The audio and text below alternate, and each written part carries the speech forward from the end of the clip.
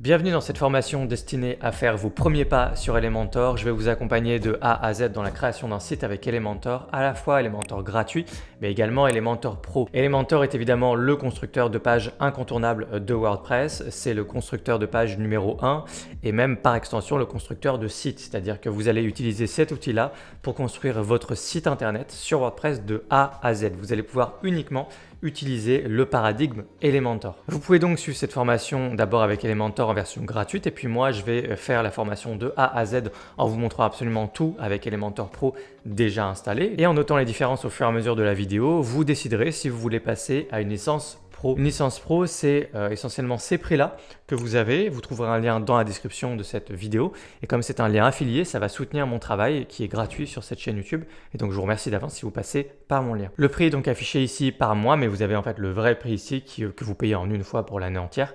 Et la licence normale, entre guillemets, d'Elementor Pro étant celle-ci, dans laquelle vous avez absolument tous les outils, puisqu'on passera également par le pop-up builder rapidement à la fin de cette formation. Vous allez voir que c'est un outil qui est très puissant, qui est très intéressant à maîtriser, notamment pour des professionnels de WordPress pour pouvoir aller plus loin sur des aspects de design. Et puis, il y a des débutants qui vont préférer le paradigme Elementor à la construction normale d'un site sur WordPress. Et vous pouvez donc suivre cette formation pour découvrir un nouvel outil de travail. Et pour des ressources complémentaires avec cette formation gratuite, je vous invite à télécharger la roadmap Elementor. Cette roadmap, c'est un document qu'on peut mettre à jour en temps réel avec des informations. Vous trouverez toutes ces ressources complémentaires directement dans un lien qui se trouve dans la description à télécharger maintenant pour une meilleure prise en main d'Elementor. Je ferai pendant cette formation référence à cette roadmap ici ou là, donc vous saurez exactement ce qui se trouve à l'intérieur. Cette formation gratuite vous est proposée par l'hébergeur Copylost, qui est notre hébergeur spécialisé WordPress. Vous trouverez également un lien dans la description de la vidéo si jamais vous voulez tester pendant 30 jours gratuitement un hébergeur entièrement dédié à WordPress avec des fonctionnalités que vous ne trouverez parfois nulle part ailleurs et qui sont très intéressantes pour vos sites. Et donc pour démarrer cette formation, je suis justement dans Copylost et puis vous pouvez démarrer cette formation peu importe l'hébergeur c'est lequel vous vous trouvez actuellement. Et moi ce que je vais faire ici c'est que je vais créer un nouveau site de test pour faire mon site de démonstration. Donc je vais faire créer un site de test ici. On va l'appeler simplement Elementor et vous allez voir c'est vraiment très agréable de bosser dans Copylost. Vous avez juste à générer un identifiant et un mot de passe comme ça et à cliquer sur créer, ce qui me crée un site de test WordPress instantanément et je vais pouvoir cliquer sur connexion et me rendre directement à l'intérieur de l'espace d'administration de ce site WordPress. Et voilà, je vais pouvoir directement installer Elementor et démarrer cette formation. On va donc installer nos outils de travail. On va se rendre dans les extensions et on va installer l'extension Elementor, donc notre constructeur de page ou, comme je disais juste avant, constructeur de site. Alors je pense qu'on va le trouver directement depuis l'onglet populaire parce qu'il est très populaire. Vous l'avez juste ici, Elementor, et sinon vous faites une recherche Elementor. Je l'installe et je l'active immédiatement. Je clique sur activer et vous allez pouvoir connecter à un compte sur Elementor. Donc il va falloir créer un compte même si vous utilisez la version gratuite puisque ça vous donnera accès à certaines choses, notamment des modèles de site, etc. Donc vous allez pouvoir faire cette démarche-là. Vous cliquez sur Create My Account si jamais vous n'avez pas déjà un compte Elementor. Si vous en avez déjà un, vous cliquez juste dessous. Ensuite, vous avez un assistant d'installation et il vous invite à installer le thème Hello. Le thème Hello, c'est exactement ce qu'on veut pour travailler dans Elementor. C'est en fait une coquille vide, c'est-à-dire que vous avez une notion de thème dans WordPress, mais qui n'a pas forcément lieu d'être quand on utilise Elementor de bout en bout. Et donc nous, c'est ce qu'on va faire, c'est-à-dire que je vais vous introduire à tout le paradigme Elementor de la tête aux pieds, comme on peut dire, et donc que ce soit le header, le footer, la partie blog de votre site. Demain, ce serait la partie e-commerce de votre site, et puis toutes les pages qu'on va faire ensemble. Dans tous les cas, ce sera Elementor, Elementor, Elementor. Donc ce qu'on va faire, c'est que on va s'affranchir de la notion de thème dans WordPress. Vous pouvez oublier cette notion de thème et donc on va installer le thème Hello qui est une coquille vide proposée par Elementor pour pouvoir travailler sans friction dans Elementor. Donc on va cliquer sur Continue with Hello Theme. Ensuite là on va passer, donc là il m'invite à aller sur la version Elementor Pro directement. Comme je vous ai dit, vous pouvez l'installer directement en passant par le lien qui se trouve dans la description et sinon vous avez juste à l'installer manuellement de toute façon. Je vais le faire juste après. Je vais cliquer sur passer et je vais également passer juste ici. On peut tout passer. Pour l'instant, ça ne nous intéresse pas. Il va nous mettre directement dans Elementor. Donc, on va arriver directement dans l'éditeur. Donc, ça va être votre première fois dans l'éditeur Elementor. Vous allez voir que c'est très différent de WordPress en général. Donc là, je suis dans Elementor. Et on a l'interface avec laquelle vous allez devoir vous y habituer puisque vous allez construire vos pages et tout votre site avec. Là, ce que je vais faire, c'est que je vais sortir de l'éditeur pour l'instant pour voir un petit peu où on en est. Donc, je vais cliquer en haut à gauche et je vais cliquer sur sortir vers WordPress. Là, je sors complètement. J'ai bien Elementor d'installer. On a les différents menus juste ici. Et on a également le thème apparence thème et on vérifie, on a bien le thème Hello d'installer. Vous pouvez supprimer tous les autres thèmes. Donc juste à cliquer sur chacun des thèmes et cliquer sur supprimer. OK. Je vais également supprimer les autres extensions pour l'instant pour bien rester concentré sur Elementor. Donc maintenant, si on regarde un petit peu le site à quoi il ressemble, normalement, il ressemble à rien. Donc là, vous n'avez rien du tout, c'est-à-dire qu'il y a absolument tout à faire avec le thème Hello. Il va falloir faire un header, un footer et nos différentes pages pour avoir un site internet professionnel. Donc du coup, on va se rendre dans les pages. On a les différentes pages qui sont là par défaut. Donc ce que je vais faire, c'est que je vais les supprimer pour bien vous montrer depuis le début ce qui se passe. Donc quand vous allez ajouter une page dans WordPress, vous êtes dans un autre paradigme normalement qu'on appelle les blocs. Ils sont ici, vous pouvez créer une page avec des blocs, etc. On va complètement ignorer tout ça et le but, c'est de basculer dans l'autre monde, dans Elementor. Et donc à tout moment, vous pouvez le faire en cliquant sur modifier avec Elementor, le bouton qui se trouve juste ici.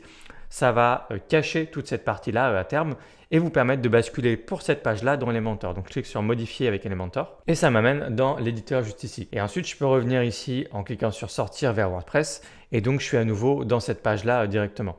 Là, je ne clique pas sur basculer vers l'éditeur WordPress puisque ça me basculerait à nouveau vers tout ce qu'on pouvait trouver juste ici alors que vous voyez que maintenant tout ça c'est caché.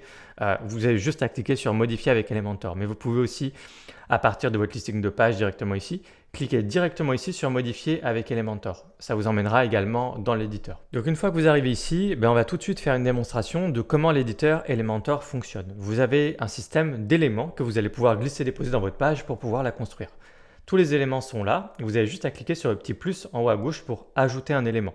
Vous avez d'autres menus et on les verra un petit peu plus tard. Alors, on va se concentrer sur le menu ajouter un élément et on va ajouter notre premier élément.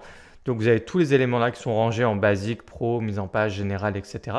Là, c'est l'occasion de voir qu'on n'a pas les éléments pro. Donc il faut installer la version pro pour ça, pour avoir toutes les fonctionnalités plus les éléments pro. Et donc pour installer Elementor Pro, c'est très simple. Une fois que vous avez acheté et récupéré l'archive, l'extension Elementor Pro, vous cliquez sur ajouter une extension, téléverser une extension juste ici et vous allez la récupérer sur votre ordinateur pour cliquer sur installer et activer. Pensez aussi à cliquer sur connecter et activer pour faire la connexion avec votre compte, celui qui a acheté la licence Elementor Pro. J'ai maintenant tous les éléments, y compris les éléments pro et vous allez voir qu'il y a énormément de choses. Donc vous pourrez faire le tour ensuite de votre côté. Nous, on ne va pas tester chacun des éléments dans cette formation, ce serait beaucoup trop long. Donc en premier élément, je vous propose de glisser un titre et de découvrir comme ça le fonctionnement d'Elementor. D'abord, on va fermer ce qu'on a juste ici à droite pour y voir un petit peu plus clair. Et à tout moment, vous pouvez un peu mieux voir votre travail et la page en cliquant juste ici. Je glisse un titre et donc on va se retrouver avec un titre juste ici. Et donc on a les réglages de ce titre-là, de cet élément-là. Les réglages sont toujours dispatchés en 3 onglets. Vous avez l'onglet contenu, style et avancé. Dans l'onglet contenu, vous avez le contenu à proprement parler. Donc pour un titre, le contenu, c'est le titre en lui-même, le texte, qu'est-ce qui est écrit. Et c'est également pour les gens qui connaissent le langage HTML, le tag HTML par exemple, ou encore s'il y a un lien sur ce titre. Donc dans tous les cas, c'est le contenu. Ensuite, vous avez l'onglet style.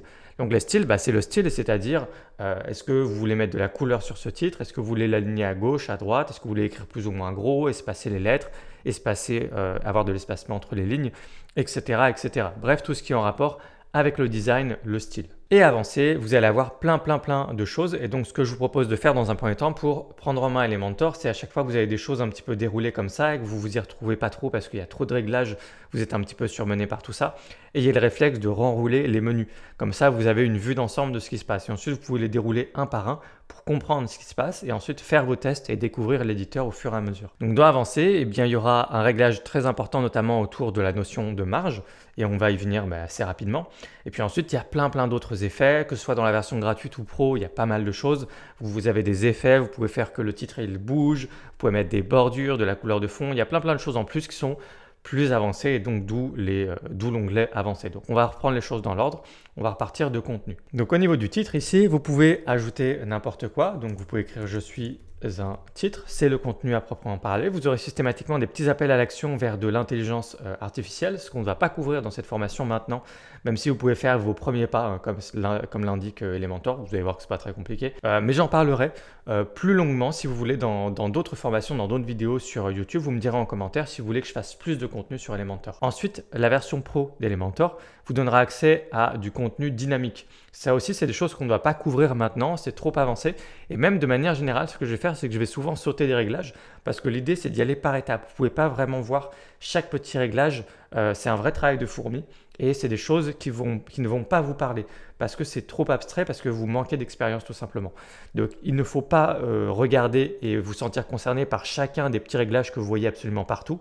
Parfois, il faut tout simplement ignorer une grande partie des petits réglages que vous voyez pour vous y intéresser au fur et à mesure au fil du temps. Donc, on a le contenu ici avec le titre. Vous avez la possibilité de mettre un lien ici. Donc, si vous commencez à taper quelque chose, vous aurez des suggestions par rapport à ce qui se trouve dans votre site. Si jamais vous avez des articles de blog, des pages, etc. Sinon, vous pouvez mettre un lien externe ou tout ce que vous voulez si vous voulez que ce titre soit cliquable. Et la balise HTML juste ici. Je fais le tour des réglages pour un élément, mais je ne vais pas le faire pour chacun des éléments. Là, c'est pour vraiment se familiariser. Donc ensuite, on a l'onglet style. Donc ici, je vais pouvoir aligner à gauche, centrer, aligner à droite, etc. J'ai des réglages de typographie ici. Si vous cliquez sur le petit crayon, vous allez avoir plein de réglages pour le titre. Et là, c'est quelque chose qui va vous intéresser évidemment, que ce soit la taille, l'épaisseur de caractères, transformation si c'est tout en majuscule, etc.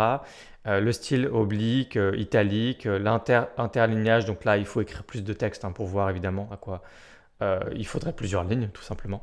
L'interlettrage, donc l'espace entre les lettres, l'espace des mots, etc. Donc plein de réglages, y compris la famille de police ici. On reviendra sur cette petite notion de planète que vous avez juste ici que vous pouvez ignorer. Pour l'instant, vous faites comme si ça n'existait pas. Et vous cliquez simplement sur le crayon pour ouvrir tous les réglages de police. Ensuite, vous avez la couleur du texte ici. Donc là, vous pouvez changer la couleur du texte. Alors là, pardon, c'est la couleur du contour, je n'avais pas vu. Contour de texte. Couleur de texte est juste ici. Contour de texte. Contour de texte, on va en mettre un petit peu pour que vous voyez ce qui se passe concrètement. Voilà ce qui se passe. Ça met un petit contour qui ne se comporte pas très bien sur cette police-là, qui est la police Roboto, parce qu'on voit que ça crée des petits effets bizarres. Sur la plupart des polices, ça va bien marcher. Vous pouvez revenir en arrière à tout moment en cliquant juste ici, retour à par défaut. Et donc la couleur de texte qui est juste dessous, qu'on peut changer très facilement comme ça. Vous pouvez même mettre de l'opacité, donc avoir un texte qui est un petit peu transparent, etc. Et toujours le petit loop comme ça qui permet d'effacer notre travail. Donc voilà, type réglage de police, contour, ombre de texte si vous voulez mettre de l'ombre. Je reviens en arrière ici, sinon tous les réglages se trouvent juste là. Vous pouvez avoir une ombre qui est plus ou moins espacée, etc. Mode de fusion, on ignore ce réglage aujourd'hui. Et le texte, la couleur, normale et au survol. Au survol veut dire que vous pouvez avoir une autre couleur quand vous êtes au survol de votre texte. En l'occurrence ici, c'est la couleur du lien au survol. Donc vous voyez, il faut lire la couleur du lien juste là. Donc si je mets un lien, ça veut dire, si vous mettez un lien juste ici, quelle couleur vous aurez au survol pour bien montrer, signifier à votre visiteur que c'est un lien et que c'est cliquable. Voilà, je vais revenir en arrière pour ça aussi. Donc tous les réglages ici pour un titre. Et enfin, vous avez les réglages avancés. Je vais renrouler ici mise en page parce qu'on va voir ça juste après. D'abord, on va regarder un petit peu les autres réglages qu'on a. Donc ici, au niveau des effets de mouvement, vous avez plein d'effets. Donc là, c'est des choses qu'on abuse en général en tant que débutant parce que c'est très sympa d'apprendre à faire ce genre d'effets. Mais c'est too much et vos visiteurs, ça va les déranger plus qu'autre chose. Si vous mettez trop d'effets, il faut le faire avec bon goût. Il faut bien doser. Donc du coup, là, typiquement, regardez, je vais vous mettre un effet juste ici. Mouse Effect, si on active ça, vous en avez deux.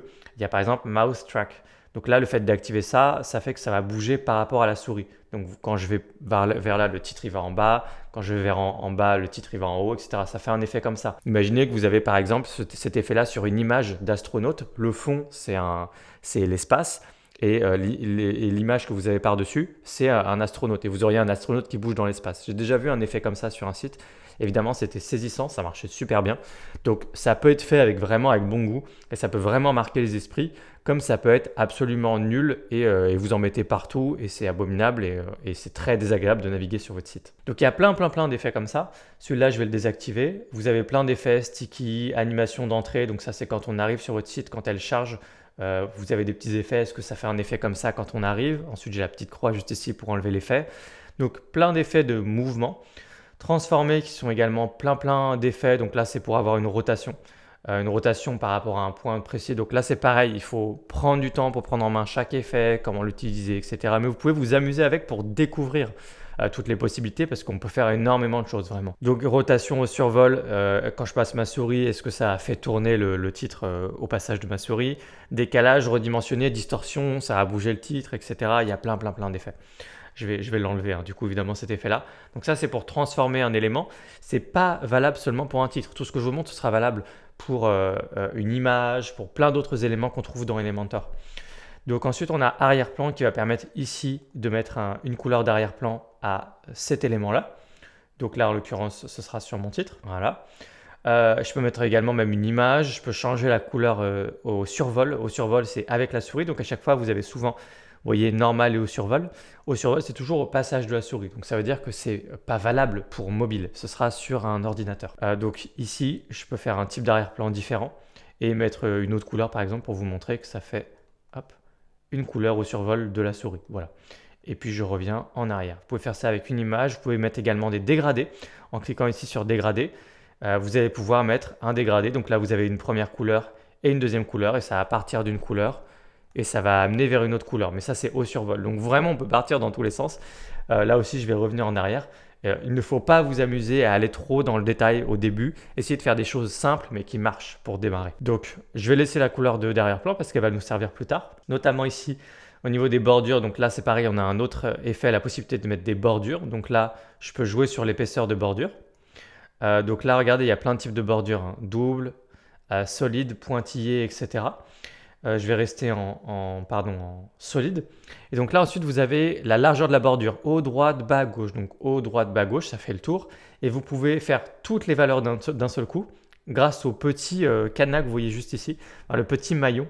En fait, on voit que c'est la même valeur au bas, gauche, droite. Si je veux mettre des valeurs différentes, j'ai juste à cliquer ici pour décocher. Et donc là, d'un seul coup, je peux mettre des valeurs différentes ici, en bas, à gauche, etc. Et donc, c'est très pratique pour plein d'autres réglages, pas seulement pour de la bordure. Vous allez voir que ça, c'est une logique qu'on retrouve à travers tout Elementor et la manière de construire une page, de gérer vos marges, etc. etc. Là, si je relis d'un seul coup, ça va à nouveau remettre la même valeur partout. Donc des fois, vous allez vouloir délier pour mettre des valeurs différentes. Des fois, vous voulez la même valeur partout. Ici, on va mettre par exemple des rayons de bordure. Donc on va voir que ça met un petit rayon de bordure. Là, si on se dit qu'on n'y voit pas très clair, je vais juste cacher ça pour voir ce qu'on est en train de faire. Donc vous voyez que c'est un petit peu serré. Il va falloir jouer avec des marges, c'est-à-dire aérer un petit peu le contenu à l'intérieur et avoir un petit peu de marge en haut, en bas, etc. Ce qu'on va faire juste après. Du coup, on voit que j'ai arrondi la bordure au niveau de la boîte du titre. Donc là, c'est le rayon de bordure. Pareil, je peux délier, mettre un arrondi beaucoup plus d'un côté, juste pour vous montrer ce que ça peut faire.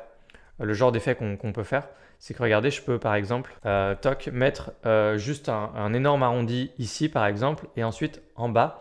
Et là, vous voyez que ça crée un arrondi juste en haut et en bas. Ça fait une espèce de forme un peu feuille comme ça. C'est des choses qu'on peut faire par exemple sur des boutons. Quand vous avez des boutons, vous pouvez donner ce genre de forme à des boutons ou à des boîtes, des conteneurs, toute une section de votre page, vous allez pouvoir donner une forme comme ça. Vous pouvez vraiment vous amuser et pareil, ça viendra avec l'expérience évidemment. Mais c'est pour vous montrer le genre de choses qu'on peut faire. Et ensuite, on a le réglage ombre de boîte qui permet de mettre une ombre à toute la boîte et pas seulement au titre cette fois. Donc chaque élément est nativement dans une boîte et il faut bien qu'on puisse le manipuler d'une façon ou d'une autre, il se trouve dans une boîte. Même si cette boîte, on ne la sent pas du tout. Hein. Pour un titre par exemple, cette boîte n'existe pas si vous ne mettez pas de couleur de fond. On ne la voit pas, vous avez juste mis un titre et basta. Mais en termes de web design et de code à proprement parler, tous les éléments sont toujours en fait d'une façon ou d'une autre dans une boîte en réalité. C'est ce qui permet ensuite d'avoir les réglages de chaque élément, des réglages de boîte. Couleur de fond, bordure, arrondi de bordure, ombre, etc. Et enfin, on a masque, je vais passer. Responsive, on en parlera sur la partie responsive design, c'est-à-dire adapter votre travail sur tablette et mobile et pas seulement sur ordinateur. Et puis enfin, des réglages en rapport avec du CSS. Donc là, on va revenir sur le menu mise en page, qui est évidemment un menu très important parce que ça permet d'aérer notre travail et ça permet même de structurer en général nos pages et de faire notre travail de web designer et de créateur de site. Parce que sans marge, c'est tout simplement impossible de faire notre travail. Le principe de marge, c'est d'avoir de l'espace en haut, en bas, à gauche ou à droite et de le faire de manière harmonieuse ou de pouvoir affiner un peu nos mises en page en mettant un peu plus d'espace en haut, un peu moins en bas, etc. Et donc, il y a deux types de marges. Il y a les marges internes et les marges externes. Quand c'est écrit juste marge, ça veut dire marge externe. Quelle est la différence? Déjà, je vais délier juste pour faire mes petits tests ici, pour mettre une valeur spécifiquement par exemple en haut. Regardez, là, je vais mettre 10 pixels en haut. Donc là, on a le petit liseré rose de Elementor qui nous permet de voir un petit peu ce qu'on fait. Je vais même mettre 50 pixels, on y verra plus clair. Donc là, je pousse le contenu en haut, je mets de la marge en haut, ce qui va me permettre peut-être plus tard de mettre ensuite un paragraphe sous mon titre, puis un bouton sous mon paragraphe. On va avoir titre, paragraphe, bouton et une image à droite par exemple. Et là, on a une section basique assez classique quand on arrive sur un site internet. Pour pouvoir faire ça, on va utiliser souvent nos marges pour faire notre mise en page. Donc là, on a la marge externe par opposition à la marge interne. La marge interne, vous voyez, elle est vraiment à l'intérieur. Et là, comme j'ai une couleur de fond et des bordures, eh bien, on voit la différence entre marge interne et marge externe. Là, c'est à l'intérieur, là, c'est à l'extérieur. Donc, il y a une différence entre marge interne et externe, mais parfois, dans votre travail, eh bien, vous ne comprendrez pas la différence dans le sens où le résultat sera parfaitement identique que vous utilisiez l'un ou l'autre. Moi, ce que je vous recommande de faire, c'est de ne pas vous prendre la tête et quand le résultat est identique, eh bien, utilisez les deux de manière interchangeable et ne pas trop vous poser de questions. Mais des fois, ce qui va se passer, c'est que vous verrez très clairement la différence entre marge interne et externe. Des fois, vous voudrez avoir de la marge au-dessus d'un élément, au-dessus d'une image parce que vous allez avoir toute une section, vous allez avoir une image de fond et soit vous voulez pousser, vous voulez avoir de l'espace blanc en haut ou au contraire, vous voulez avoir de l'espace à l'intérieur. Et dans ce cas, vous verrez la différence entre marge interne et externe. Donc, ce qu'il faut faire, c'est vous adapter en fonction de votre expérience et au fur et à mesure que vous construisez vos premières pages, vous verrez très nettement la différence au fil du temps entre marge interne et externe. Et dans ce cas, vous utiliserez l'un ou l'autre, ce qui sera le plus adapté en fonction du résultat souhaité. Donc ça, c'est pour le travail de marge qui est tout le temps exprimé en pixels. Vous avez juste ici, le type, l'unité en fait, ça peut être en pixels, ça peut être en pourcentage, EMREM, viewport width. Tout ça, pareil, on met de côté puisque vous débutez sur Elementor, donc apprenez simplement à bosser en pixels pour comprendre ce que vous faites et ensuite progressivement vous allez assez rapidement vous intéresser au fonctionnement en pourcentage puisque le pourcentage c'est évidemment une unité qui est très intéressante pour faire des choses de manière très harmonieuse et très responsive design également puisque ça s'adapterait automatiquement tout le temps bien alors que le pixel c'est une valeur absolue. 50 pixels, c'est toujours 50 pixels. Le pourcentage s'adapte davantage. Mais dans un premier temps, vous allez apprendre à bosser en pixels et ce sera déjà très bien. Voilà, alors tout ça, on l'évoquera un petit peu plus tard, mais on va passer, parce que c'est des petits réglages qui sont trop avancés peut-être pour découvrir Elementor et apprendre à utiliser le constructeur de page dans un premier temps. Et donc, on a fait le tour des réglages d'un élément, l'élément titre, avec les 3 onglets contenu, style et avancé. Une fois qu'on a fait ça, eh bien, je peux supprimer par exemple mon travail ici. Donc là, j'ai la petite croix par exemple pour supprimer l'élément que je sélectionne. Là, on voit que l'élément que j'ai sélectionné, c'est le titre. Mais on voit également qu'il est à l'intérieur d'une boîte. Là, je peux sélectionner avec la poignée ici. Et là, hop, je suis dans un conteneur, ce qui est un autre élément. Et c'est un élément très important puisque c'est l'élément qui va vous permettre de construire vos pages avec un système de boîte. Donc, on va y venir très rapidement. Mais du coup, je peux juste supprimer cet élément-là ou sélectionner mon titre ici et je peux également faire un clic droit. J'ai un clic droit à l'intérieur d'Elementor qui me donne accès à plein d'actions et notamment effacer. Sinon, évidemment, on peut toujours utiliser dans une certaine mesure la touche effacer du clavier. Donc bref, ce que je vais faire, c'est que je supprime tout avec la petite croix juste ici. Vous pouvez cliquer sur plus ici pour ajouter des boîtes. Alors nous, on ne va pas faire ça. On va juste rapidement parcourir d'autres éléments. Maintenant que vous avez compris le fonctionnement d'un élément et de ses réglages, eh bien, vous pouvez glisser-déposer par exemple une image. Donc là, si je clique sur une image, eh bien, il y a toujours contenu, style et avancé dans l'image. Et évidemment, pour une image, le contenu, c'est l'image à proprement parler. Donc là, je peux cliquer ici et aller chercher une image sur mon ordinateur, par exemple. Donc ensuite, j'ai des réglages par rapport à l'image, que ce soit dans style ou dans avancé. Avancé, vous allez retrouver souvent les mêmes réglages. Typiquement, la bordure, vous êtes content peut-être de pouvoir mettre une bordure sur votre image pour faire un petit effet de cadre. On retrouve les marges, etc. Dans style, du coup, là, par contre, c'est vraiment plus lié à une image. La largeur de l'image, largeur maximum, etc., etc. Opacité, nombre de boîtes, rayon de bordure. Des choses qui sont très intéressantes par rapport à une image. Donc ça, c'est une image, mais je vais pouvoir ajouter d'autres éléments. Une vidéo, par exemple. Donc là, ça va me permettre d'aller chercher une vidéo, par exemple sur YouTube. Vous voyez que je peux aller chercher une vidéo sur YouTube. Vimeo, Dailymotion, ils ont mis Dailymotion. VideoPress ou auto-héberger, ce que je ne vous conseille pas du tout de faire, c'est-à-dire directement dans WordPress, passer par un hébergeur vidéo tout le temps. YouTube, Vimeo, Dailymotion, et puis sinon il y a d'autres options, d'autres possibilités quand on connaît un petit peu. Si je clique sur plus et que je continue de voir, il y a une carte Google Maps par exemple, et là les réglages contenus dans une carte Google Maps ils sont différents. Là vous voyez qu'ici il s'agit de mettre un emplacement pour ma carte Google Maps. Donc, par exemple, si j'écris Paris, ça va automatiquement s'adapter à Paris. Mais si je mets une adresse plus précise dans Paris, et je n'en connais pas donc je ne vais pas le faire, je pourrais peut-être dire, je sais pas moi, les Halles à Paris, ça doit exister. Du coup, si je tape juste les Halles Paris, ça va sûrement m'amener quelque part. Non, pas vraiment. Ah si, je sais pas ce que je tape. Mais voilà, vous tapez une vraie adresse et ça va vous afficher, ça peut vous afficher une adresse qui est très précise. Et vous pouvez avoir une carte qui est plus ou moins zoomée, etc. Donc je pense que vous comprenez la logique de pouvoir ajouter des éléments et d'avoir plein de choses. Si je vais par exemple dans la version Pro, eh bien, je vais trouver plein d'autres éléments. Des trucs qui sont très intéressants. Je ne sais pas si je peux vous montrer très rapidement ici. Hotspot, ça c'est un élément qui vous permet d'avoir une image de fond dans lequel il y a plein de petits points comme ça. Vous voyez ces petits points? Et ces points-là, ça vous permet d'avoir une image et de dire, regardez, à ce point-là, je veux que vous voyez, il y a quelque chose à voir à cet endroit de l'image, il y a quelque chose à voir à cet endroit de l'image. Donc vous avez des petits points de repère comme ça. C'est très intéressant pour plein de cas d'usage. Soit vous avez une carte au fond, soit vous avez, par exemple, pour un site dans l'immobilier, vous pouvez mettre en avant certains éléments à l'intérieur d'une pièce, par exemple. On peut faire plein de choses avec ça. Ça s'appelle des hotspots. Et ensuite, vous avez un système de tooltip. Et les tooltips, ça vous permettra d'avoir au survol quelque chose qui s'écrit. Quand vous survolez avec votre souris le point là, vous aurez quelque chose qui s'écrit. Donc voilà, ça c'est cet élément-là qui est dans Elementor Pro qui est absolument génialissime évidemment. Et vous avez plein d'autres éléments. Par exemple, un titre animé avec ce genre d'effet. Là aussi, c'était une spécificité, je crois que c'était dans Pro, exactement. Et même si on ne reste pas que dans Pro, vous avez tous les éléments là dans Basic. Et ensuite, en dessous de Pro, il y a également Général. Et là, dans Général, ça aussi, c'est des éléments qui sont gratuits. Donc là, je peux prendre un élément, le glisser-déposer, et on voit que ce sont des onglets. Donc là, je peux avoir des onglets comme ça. Et donc là, regardez, le contenu de l'onglet contenu, du coup, pardon pour la répétition, il est complètement différent. Parce que là, il est propre au fait que c'est un élément onglet. Donc à chaque fois, on voit qu'il y a des onglets, et on voit qu'il y a un onglet 1, 2, 3, et qu'ensuite, vous pouvez mettre du contenu à l'intérieur de ces onglets, etc. etc. Voilà.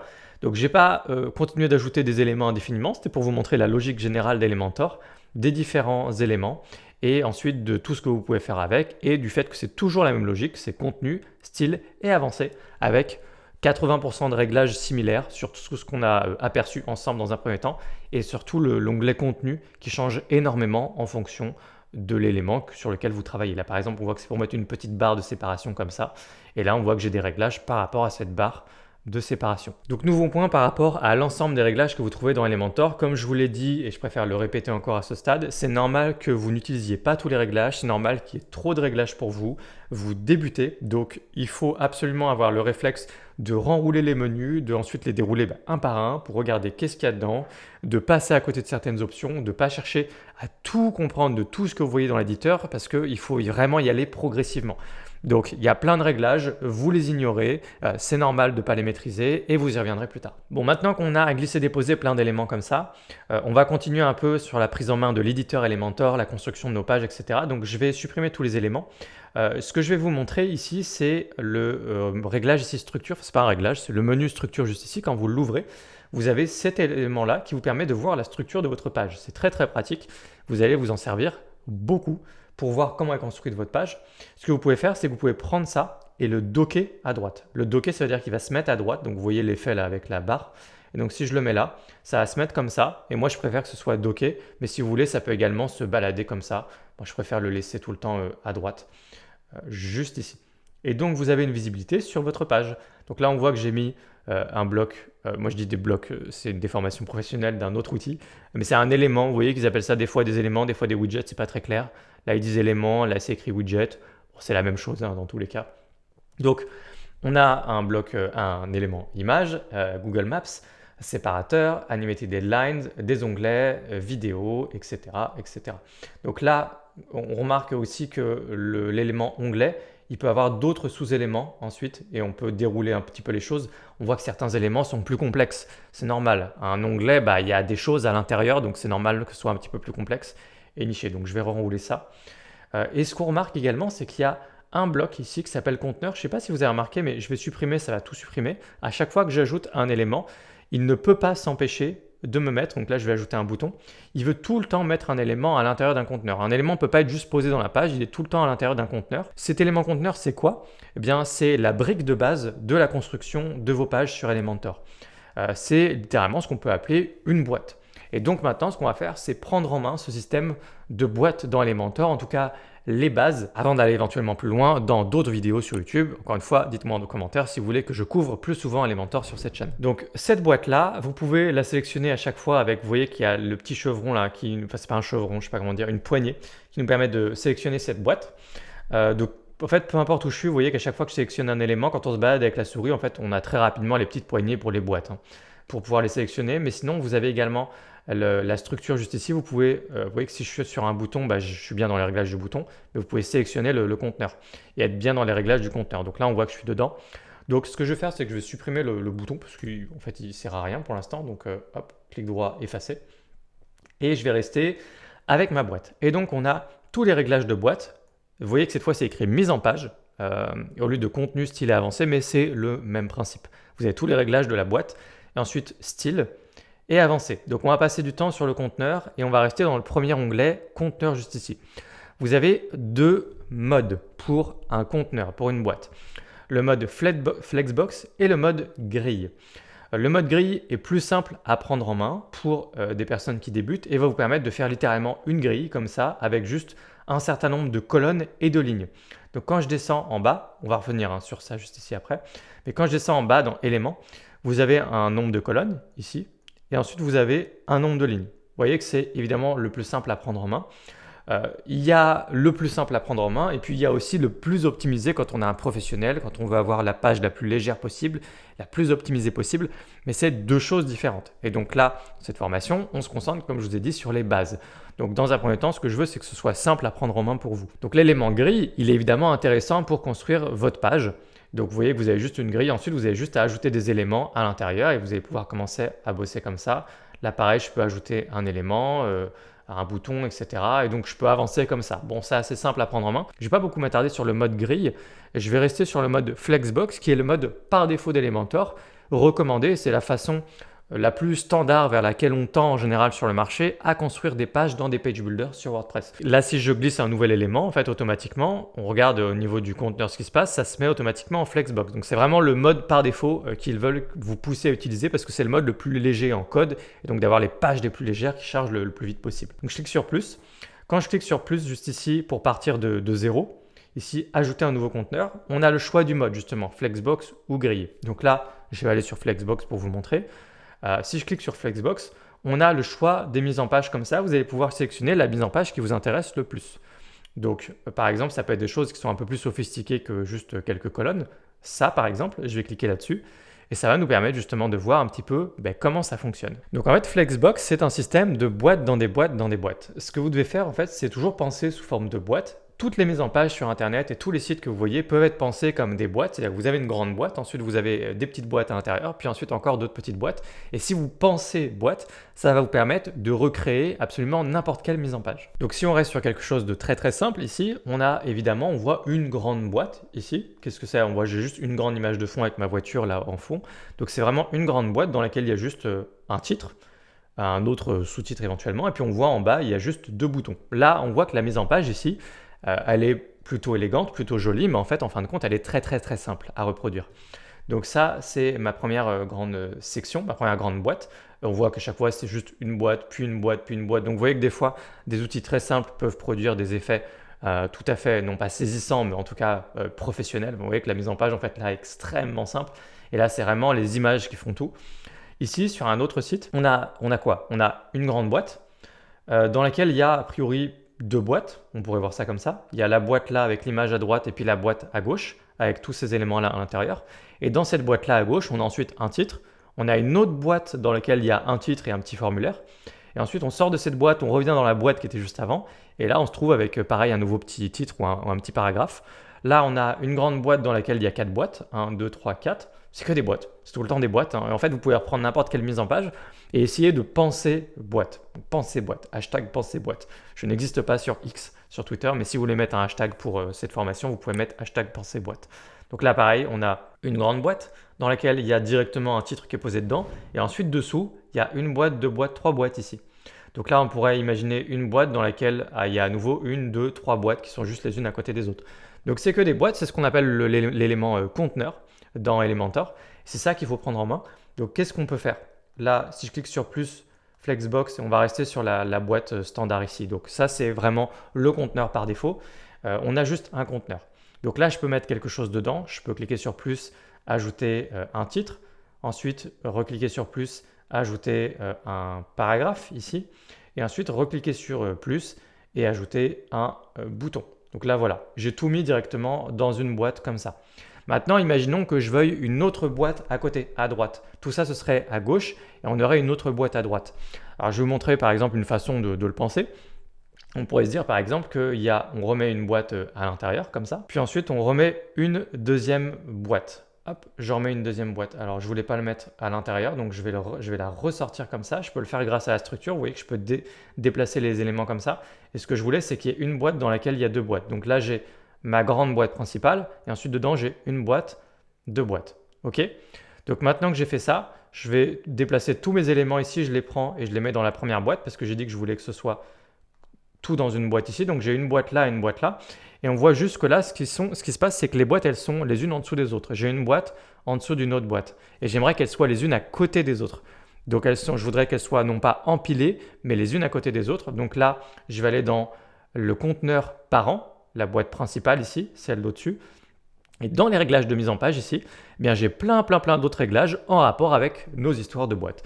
Et donc ici, on voit par exemple que la direction des éléments qui sont à l'intérieur, elle est par défaut verticale. C'est-à-dire que tout ce qu'il y a à l'intérieur de cette boîte-là, par défaut, c'est les uns en dessous des autres. Donc du coup, ça fait que ce qu'il y a à l'intérieur, cette boîte-là et cette boîte-là, elles sont les unes en dessous des autres. Si je veux changer la direction, je peux changer la direction comme ça. Et d'un seul coup, je vais me retrouver avec des éléments qui sont les uns à côté des autres. Ce qui veut dire que maintenant, si j'ajoute d'autres conteneurs, je peux cliquer sur plus et être dans mes blocs ici, mes éléments et ajouter des conteneurs. Je vais essayer d'ajouter vraiment au milieu. Hop là, je vais y arriver. Est-ce que non, j'ai pas réussi. Je peux partir de là, voilà, j'ai réussi. J'ajoute des conteneurs, ça va les ajouter en permanence à côté. Hop, c'est pas évident. Là j'ai ajouté une boîte à l'intérieur encore sans faire exprès. Je vais faire un clic droit effacer. Et là, du coup, comme c'était un peu chiant, ce que je vais faire, c'est que je vais utiliser un raccourci. On va faire du dupliquer, tout simplement. Donc un dupliquer, ça peut se faire avec un clic droit dupliquer. Et donc là, je peux faire ça en permanence. Et ça peut se faire également avec un raccourci clavier. Là, je fais CTRL D. Et à chaque fois, ça me rajoute des boîtes. Petit à petit, je peux faire également un CTRL Z pour revenir en arrière du coup. Les raccourcis clavier, c'est très important à connaître parce que vous allez gagner énormément de temps à force d'apprendre à utiliser des raccourcis clavier. Ça va vous faire gagner des secondes par-ci, des minutes par-là en permanence et vous allez énormément gagner en productivité. Donc du coup, je reviens sur le conteneur parent. Et donc on a effectivement, comme on vient de commencer à le voir, tous ces réglages-là en rapport avec tout ce qu'il y a à l'intérieur des éléments. Donc je peux juste rajouter, alors je vais le refaire du coup, juste ici, hop, CTRL D, et juste voir ce qui se passe avec les boîtes. Donc vous voyez qu'on peut avoir par défaut tout ça les uns en dessous des autres, tout à côté. On peut même inverser comme ça. Voilà. Et puis ensuite, j'ai plein d'autres réglages ici. Ici, aligner les éléments, on va prendre automatiquement les éléments, les mettre plutôt au milieu, à la fin ou de manière étirée. Et là, je peux juste décocher. Donc si je reclique dessus, ça décoche et on reste sur quelque chose de standard. Donc là, si on reconstruit juste, là on a l'écart entre les boîtes. Vous avez juste ici l'écart, vous voyez. Et donc je peux mettre par exemple 0. Et là du coup, comme on n'a que des colonnes, lignes ça ne change rien. Et vous voyez que les deux sont liés du coup. Mais je peux mettre des écarts par exemple entre les colonnes, là on le voit clairement. C'est l'espace que vous avez entre les colonnes du coup. Hop. Le but là, ça va être d'essayer de recréer différentes mises en page par nous-mêmes par exemple. Je vais supprimer ça rapidement puisqu'on s'en fiche de ce qu'il y a dedans. Donc là par exemple, on a réussi très facilement à créer deux éléments qui sont côte à côte comme ça. Imaginons maintenant que dans cette boîte-là, je veux des éléments au-dessus, puis un grand élément dessous. Je peux par exemple ajouter une autre boîte. Et je recommence et encore une autre boîte. Non, là je l'ai mis au mauvais endroit. Donc hop, j'arrive à la déplacer comme ça. Enfin, je ne sais pas ce que j'ai fait. Hop. Voilà, ça c'est ce que je voulais faire. Donc n'oubliez pas que la structure ici, c'est très utile pour vous y retrouver. Et donc là, je me retrouve avec une boîte dans une boîte ici. Et donc ici, les éléments à l'intérieur, soit je mets d'autres boîtes, soit je mets les éléments directement. Et donc là, par exemple, je peux mettre une image, je vais glisser un autre élément, c'est juste pour vous montrer ce qui se passe, et un titre. Et si je prends cette boîte-là, je peux également jouer sur la direction. En fait, la direction impacte tous les éléments qui sont des éléments enfants de l'élément du conteneur là juste ici. Donc ça veut dire que si c'est des boîtes, eh bien vous empilez des boîtes, vous les mettez côte à côte. Si c'est d'autres éléments, eh bien c'est ces autres éléments que vous mettez côte à côte ou que vous empilez. Donc là, on voit du coup que j'ai… alors je vais le refaire juste avec des boîtes pour qu'on y voit plus clair sur ce que je voulais vous montrer. Donc je me remets à deux boîtes ici. Je sais que ça fait beaucoup de boîtes. On va en parler juste dans un instant. et je mets ma deuxième boîte ici côte à côte. Et donc là, qu'est-ce qu'on a? Ça veut dire que du coup, dans notre mise en page, on arrive à avoir par exemple un élément là, puis ensuite un grand élément qui est dessous. Juste au-dessus, il y a deux éléments qui sont plutôt côte à côte. Et tout ça grâce à un système de boîtes. Là, le but, c'est de vous montrer la flexibilité avec laquelle, en pensant boîte, vous pouvez recréer vos pages et construire vos pages. Tout ce que je vous montre là, j'ai conscience que ça fait énormément de boîtes et les vrais professionnels, d'ailleurs, je ne sais pas pourquoi vous regardez cette vidéo si vous êtes un vrai professionnel, vont se dire mais ça fait beaucoup trop de boîtes et il y a des manières beaucoup plus optimisées de créer ces mises en page. Je suis d'accord avec vous. Là, ce que j'essaye de faire, c'est transmettre une logique de base à la construction de page pour comprendre un petit peu les tenants et les aboutissants et comment ça fonctionne. Bien sûr, ce que je vous montre là, c'est possible de recréer les mêmes choses avec beaucoup moins de conteneurs. C'est possible d'être plus malin sur certains aspects, mais pour l'instant, je préfère juste que vous compreniez le système de boîte imbriquée et d'être capable, grâce à ça, de mettre en page à peu près virtuellement n'importe quoi. Avant d'aller dans style et avancé, on peut jeter un œil au réglage juste ici, en l'occurrence la largeur du contenu. Il faut juste comprendre que par défaut, vous allez être dans encadré. Et ça va avoir pour effet de limiter le contenu à la boîte naturelle qu'on trouve quand on fait un site internet. Et ce grand conteneur qui se trouve juste ici à gauche. Et puis là, on le devine avec le texte qui est juste là, juste ici à droite. Donc ça évite au contenu d'aller tout à gauche de l'écran et tout à droite. Ça veut dire que quelle que soit la taille de l'écran, il va s'adapter et se mettre dans cette boîte qui est de 1140 pixels exactement de large par défaut, à l'heure que vous pourriez être par défaut sinon en pleine largeur. Et donc en pleine largeur, ça va automatiquement mettre ensuite le contenu de tout à gauche jusqu'à tout à droite. On a donc le 100%, on voit que 100% ici, qui s'affiche là. Et donc on aurait le contenu qui va de tout à gauche à tout à droite. Donc juste pour le voir, pour vous montrer très clairement, ici je veux mettre par exemple un titre. Et donc là, on a le titre qui reste dans la boîte. Et on a ici, c'est en encadré. Et là, je me mets donc en pleine largeur. Je ne sais pas si j'étais dans le bon conteneur juste avant. Là, je prends le conteneur qui englobe tout, hein, vous voyez, dans structure juste ici. Et du coup, là, le contenu va aller tout à gauche. C'est-à-dire que là, vraiment, en pleine largeur, ça va prendre toute la largeur, par définition. Donc, par défaut, normalement, sur 90, 95, si ce n'est pas 99% de votre travail, normalement, vous bossez en encadré et vous n'avez pas tellement besoin de changer ça. Mais si jamais sur certaines sections, il y a des choses, vous voulez vraiment que ça s'étale complètement, ce serait possible de le faire à partir de là. Ok, donc on continue avec nos mises en page ici. Ce que je vais faire, c'est qu'on voit l'ensemble des boîtes. Donc, j'ai ma grande boîte ici. Hop, j'ai ma grande boîte ici. J'ai une boîte à gauche, j'ai une boîte à droite. Ensuite, dans cette boîte, j'ai deux boîtes. J'ai celle-ci et celle-ci qui sont les unes sous les autres. Et dans celle du haut, j'en ai deux qui sont côte à côte, une là et une là. Et pour rappel, donc je les ai mises côte à côte en prenant la boîte parente, toujours cette relation parent-enfant qu'il faut retenir, et en indiquant la direction horizontale ou verticale si je voulais justement changer. Et sinon, par défaut, on voit qu'à tout moment, de toute façon, il n'y a rien de sélectionné, mais par défaut, c'est vertical, par défaut. Voilà, mais vous pouvez tout le temps changer ça. Donc là, je vais supprimer toutes les boîtes. On peut voir hein, ce que je suis en train de faire là. Donc là, clic droit, supprimer, hop, clic droit, effacer. Je peux également supprimer celle-là.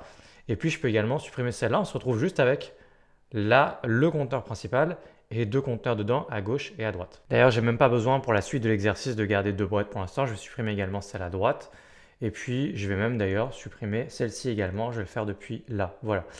Toc. Et on peut éventuellement remettre un titre à l'intérieur là pour voir un petit peu ce qui se passe. Donc, on va maintenant dans le réglage style. Et là, vous allez avoir tous les réglages de style par rapport au conteneur. C'est-à-dire, qu'est-ce que vous voulez mettre au fond? Est-ce que vous voulez des petites formes de séparation? C'est-à-dire qu'entre deux sections, il va y avoir des petites formes éventuellement pour faire quelque chose de plus sympa. Il y a pas mal d'options ici, donc c'est intéressant de les maîtriser. Donc, par défaut, on est toujours en normal et au survol. Si on reste en normal, on peut mettre un arrière-plan. Et donc, vous allez pouvoir mettre une couleur d'arrière-plan à votre section. Vous pouvez également mettre une image juste ici. Vous avez juste à aller là et à sélectionner une image depuis votre médiathèque ou en prendre une depuis votre ordinateur ici. Ensuite, vous avez également des effets par rapport à cette image. Vous pourrez la faire bouger ou avoir des effets pas de parallaxe ou des petites choses comme ça.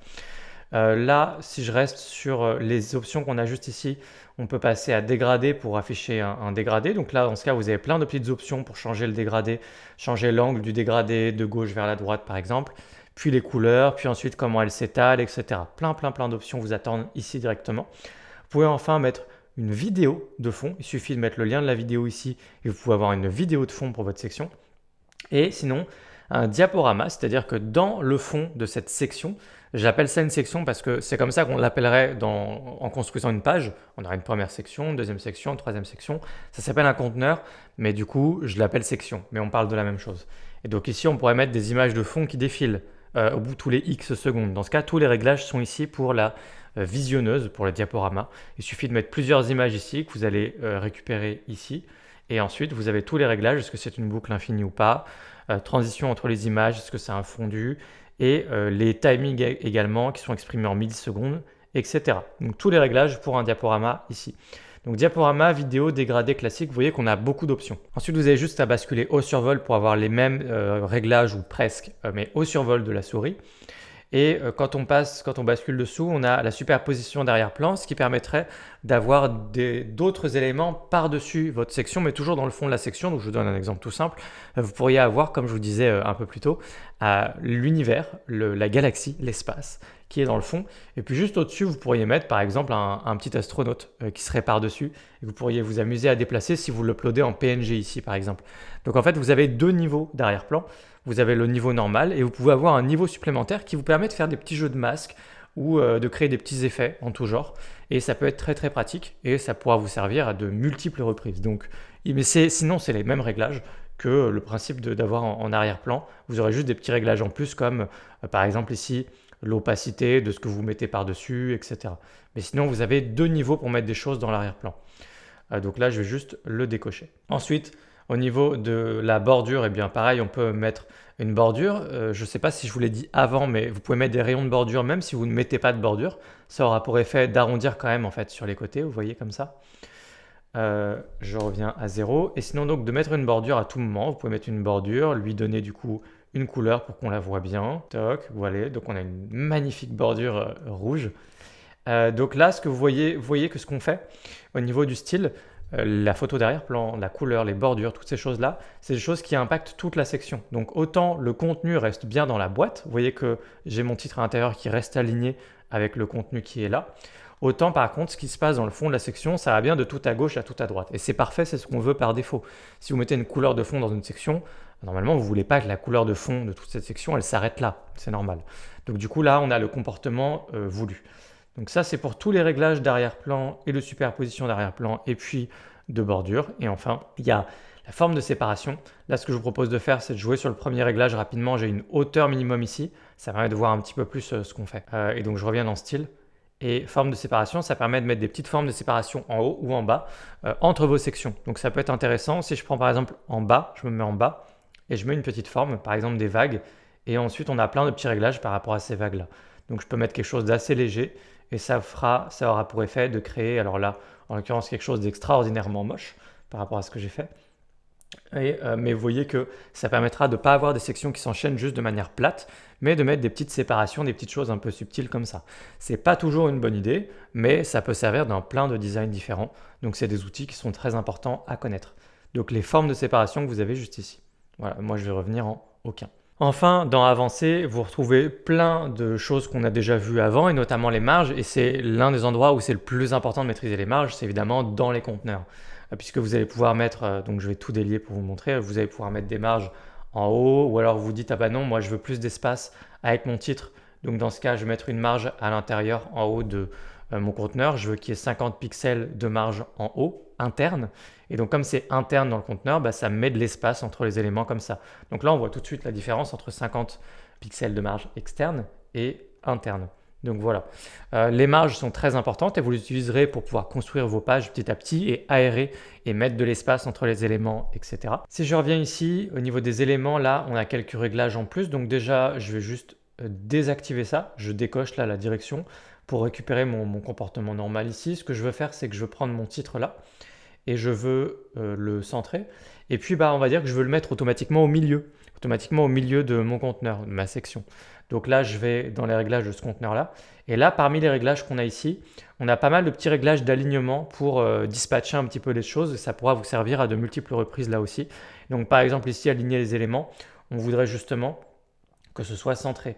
Donc je vais centrer là, justifier le contenu ici, centrer. on voit justement que c'est fait pour prendre le contenu et le mettre pile poil au milieu là. Et donc c'est parfait, c'est ce que je voulais faire par exemple dans mon exemple ici. Ce qui fait qu'ensuite ici, je peux continuer d'ajouter par exemple du texte. Toujours penser à le centrer, hein, du coup là, je peux le centrer comme ça. Et puis là, on ne le voit pas, donc je peux mettre du blanc, couleur de texte, ici en blanc. Et puis, hop, le plus, et ajouter un bouton. Et je me retrouve avec une section ordinaire comme ça. Donc là, pareil, je vais prendre le bouton, je le mets au milieu. Je savais que là, c'était dans l'onglet style, des réglages de ce bouton. Et donc là, évidemment, ma section, elle est un peu bizarre, vous voyez bien, mais c'est à cause de la couleur. Donc je peux faire quelque chose d'un peu plus ordinaire. Évidemment, ce serait encore plus sympa de mettre une couleur de fond, par exemple. Là, je reviens à la ligne dans mon texte. Ici, mon titre. Je vais un peu vite pour vous montrer que ça peut aller un peu plus vite, hein, justement. J'enlève juste le bleu, en fait, qui était un petit peu étrange. Et même si ma section n'est pas particulièrement jolie, mais vous voyez très bien où je veux en venir. C'est-à-dire que je peux commencer à créer une section vraiment normale et pas quelque chose d'un petit peu guirlande de Noël comme je faisais jusqu'à maintenant pour vous montrer un peu comment fonctionnent les choses. Maintenant que vous avez compris un petit peu dans les grandes lignes comment faire vos mises en page, le plus important à ce stade c'est de pratiquer. Le plus important c'est de prendre un site internet qui existe déjà, de regarder comment il est fait, de l'analyser avec votre nouveau regard de boîte, de voir des boîtes partout et de reproduire cette page-là sur Elementor pour voir comment est-ce que vous êtes capable de faire à peu près virtuellement n'importe quoi, mais ça demande un peu de pratique pour prendre la confiance tout simplement. Donc là, on va faire une première mise en page simple, on peut faire une, deux sections pour que vous voyez un petit peu comment on construit une page sur Elementor.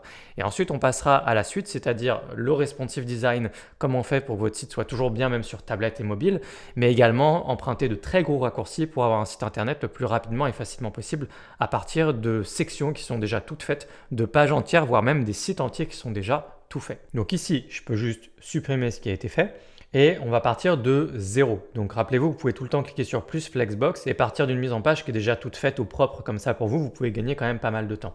Donc ça, c'est ce que je vais faire ici. On va partir sur quelque chose comme ça en split screen, ce qu'on dirait en anglais. Beaucoup d'anglicisme, hein, c'est normal. Donc là, on a parfait du contenu à gauche et à droite. À gauche, on va mettre un titre. Ensuite, on va mettre et vous comprendrez pourquoi il y a un bleu par défaut ici, vous inquiétez pas, on va y venir aussi un petit peu plus tard. Ensuite, du texte juste dessous. Et enfin, on va se mettre un bouton. Donc là, on se retrouve avec quelque chose d'un peu classique. À droite, on va mettre une image. Donc voilà. Ensuite, dans ce conteneur-là, je sélectionne ce conteneur et je veux automatiquement que le contenu soit au milieu. Donc là, on a justifié le contenu centré. Donc vous pouvez toujours jouer avec les différents réglages que vous trouvez juste ici, direction plus tout ça, pour arriver au résultat souhaité. Vous finirez toujours par y arriver. Là, comme ça. Voilà. Donc maintenant, ensuite, on va prendre cette section-là. Je vais aller dans Avancer et je vais rajouter un petit peu de marge interne. Je vais délier les valeurs parce que je veux juste en mettre en haut et en bas et non pas à gauche et à droite. Donc, par exemple, je vais commencer à mettre 75 pixels en haut et 75 pixels en bas, par exemple. Ici, on va mettre une image. Il nous faut une image. Je vais récupérer une image gratuite sur cette banque d'images, Pixabay. Donc, j'ai juste à faire une recherche. Moi, je vais taper en anglais. Souvent, on a de meilleurs résultats en anglais, donc je me permets de taper en anglais. Coffee. Et je peux récupérer une image, à peu près n'importe quoi. Et quand je dis n'importe quoi, c'est parce que toutes les images ici sont photogéniques, ce sont de belles images. Et comme on l'a déjà vu un peu plus tôt dans cette formation, une grande partie du cachet de vos sites va passer par des choses simples. Et quand je dis des choses simples, des fois c'est du boulot, hein, mais c'est pas forcément des mises en page compliquées, c'est tout simplement de belles images par exemple. C'est de ne pas faire n'importe quoi avec vos couleurs et polices, mais c'est vraiment d'avoir de belles images. Et en fait, des fois, 80% des efforts d'avoir un beau site visuellement attrayant, eh bien c'est tout simplement juste d'avoir de belles images. Et c'est pas tout votre travail en profondeur sur Elementor, c'est absolument ce qui se passe en amont et de fait d'avoir de belles images avec de belles couleurs, de belles mises en scène de vos produits, services, de ce que vous faites, des images dans vos locaux, etc. Donc pensez-y, c'est très important. Donc là, vous voyez que toutes les images sont évidemment relativement photogéniques et donc elles fonctionneraient toutes. Alors je vais prendre par exemple cette image-là de café et je vais cliquer sur télécharger et on va partir sur une image qui est relativement petite. Ici, ça suffira, télécharger. Donc là, on va cliquer sur choisir une image et je vais récupérer l'image sur mon PC. Voilà. On insère l'image juste ici. Ce que je vais faire également, c'est créer un petit rayon de bordure juste là, comme ça. On va mettre 15, parce que ça change, vous voyez, le cachet de l'image d'avoir quelque chose comme ça, avec les bords un petit peu arrondis. Là, en l'occurrence, on va jouer également sur le... Regardez là, j'ai les petites, juste comme ça, là, j'ai le petit curseur qui apparaît, ce qui permet de jouer par exemple sur la taille des colonnes juste ici. Vous voyez? Je peux jouer sur la taille des colonnes, mais sinon vous pouvez juste prendre chacun des conteneurs Et regardez, vous avez le petit pourcent sur le réglage de largeur, vous avez le petit pourcent qui apparaît. Vous pouvez faire quelque chose de précis, par exemple je peux écrire 40 ici, et juste à côté, logiquement 60, pour que ça remplisse pile poil comme il faut. Et donc ici, ensuite, on va aller sur le titre. J'écris Coffee Shop Toulouse, petite balise HTML H1 au passage, je ne vais pas rentrer dans les détails sur la partie HTML. Donc là, ici ensuite, on met la couleur, on va mettre une couleur normale. Comme ça, on va écrire plus gros. Donc là, par exemple, j'écris vraiment plus gros, Coffee Shop Toulouse. Ici, on va écrire une petite accroche pour le coffee shop. Venez vous détendre dans notre coffee shop à Toulouse, blablabla. Là, c'est pareil, on va écrire un petit peu plus gros également. Donc là, je vais commencer à pousser un petit peu. On va rester par exemple par là. Et puis enfin, je prends mon bouton ici. Et pareil, il faut faire quelque chose de logique. Donc par exemple, je vais écrire en savoir plus. Quelque chose d'assez classique. Je vais aller dans style. Je vais jouer sur mon bouton avec des arrondis. Quelque chose d'un petit peu, voilà, comme ça par exemple, c'est déjà bien. Je vais aller dans typographie et je vais tout de suite pousser un petit peu également. Voilà, comme ça, on a quelque chose d'un peu plus gros. On va évidemment pas laisser le bouton vert. On va prendre une couleur un petit peu par là si vous voulez. Donc je vais aller vers une sorte de marron. J'ai poussé encore un peu plus la taille du bouton par exemple. Et voilà, par exemple, on arriverait sur une première section ici. Je peux aussi mettre une petite couleur de fond très légère. On peut partir sur quelque chose qui ressemble à cette couleur-là. Je vais récupérer le code couleur et je vais me mettre sur la couleur de fond de cette section. Sauf que du coup, ensuite, je vais la rendre beaucoup plus légère. Donc, je vais le faire là rapidement là, avec l'opacité pour faire juste une teinte de ce marron-là qui va être décliné dans la couleur de fond de cette section. Mais il y a un rappel, il y a une cohérence en fait au niveau des couleurs entre le bouton qu'il y a là, l'image et la couleur de fond qu'il y a juste ici. Et voilà, par exemple, une première idée de à quoi ça peut commencer à ressembler si vous commencez à créer une mise en page qui est sympa. Toc. Voilà, donc ça, ce serait par exemple une première section quand on arrive sur ma page. On va dire que c'est ma page d'accueil pour un coffee shop. Et donc ensuite, je peux continuer et ajouter d'autres sections en bas. Donc je clique sur plus, Flexbox. Et ensuite, par exemple, on va dire que c'est quelque chose qui ressemble à ça après. Et je continue et je crée une deuxième section comme ça, ainsi de suite. Et je suis capable donc de créer de magnifiques pages avec Elementor. On peut faire mieux, bien sûr, sur la police. Je ne suis pas allé sur la police et on va en parler après parce que du coup, il y a le concept de bien gérer ses polices pour son site ainsi que les couleurs. Mais vous pouvez ici jouer sur les polices, ce qui va énormément jouer sur le rendu, le feeling de votre site. Donc là, le Roboto Flex, par exemple, déjà, il a un petit look qui est un petit peu différent, vous voyez, par rapport à ce qu'on avait juste avant. Toc. Et vous pouvez tester plein de choses juste ici. Là, c'est un petit peu too much. Là, voilà, c'est un peu rock'n'roll, effectivement, etc. Vous pouvez tester plein de choses. Dans tous les cas, faites attention de rester sur des polices qui sont très lisibles. Et si vous voulez faire preuve d'excentricité, de mettre des petites touches un peu plus personnelles par rapport à votre coffee shop ou votre entreprise, faites-le essentiellement sur les titres, mais sur les paragraphes en général et le texte, restez sur quelque chose de très simple et très lisible, c'est important. N'oubliez pas le conseil que je vous ai donné avant, à savoir de repartir de quelque chose qui existe déjà pour vous entraîner. C'est la meilleure façon d'apprendre de très loin. Vous copiez des choses qui existent déjà en les adaptant à vous, à vos projets, ou vous copiez-coller et même vous clonez totalement. Si c'est pour apprendre, c'est une très bonne façon d'apprendre. Donc vous prenez 1, 2, 3 sites et refaites exactement les mises en page que vous voyez sur Elementor. Et n'oubliez pas d'utiliser la petite partie structure qui se trouve juste à droite pour comprendre ce que vous faites. Donc là, si je renroule tout, on peut dérouler les choses au fur et à mesure. On voit que j'ai mon conteneur là, puis ensuite le conteneur juste dessous. Quand je déroule ici, on voit que j'ai deux conteneurs. Effectivement, c'est mes conteneurs à gauche et à droite. Et là, dans mon conteneur à gauche, je déroule, je vois que j'ai un titre, du texte et un bouton.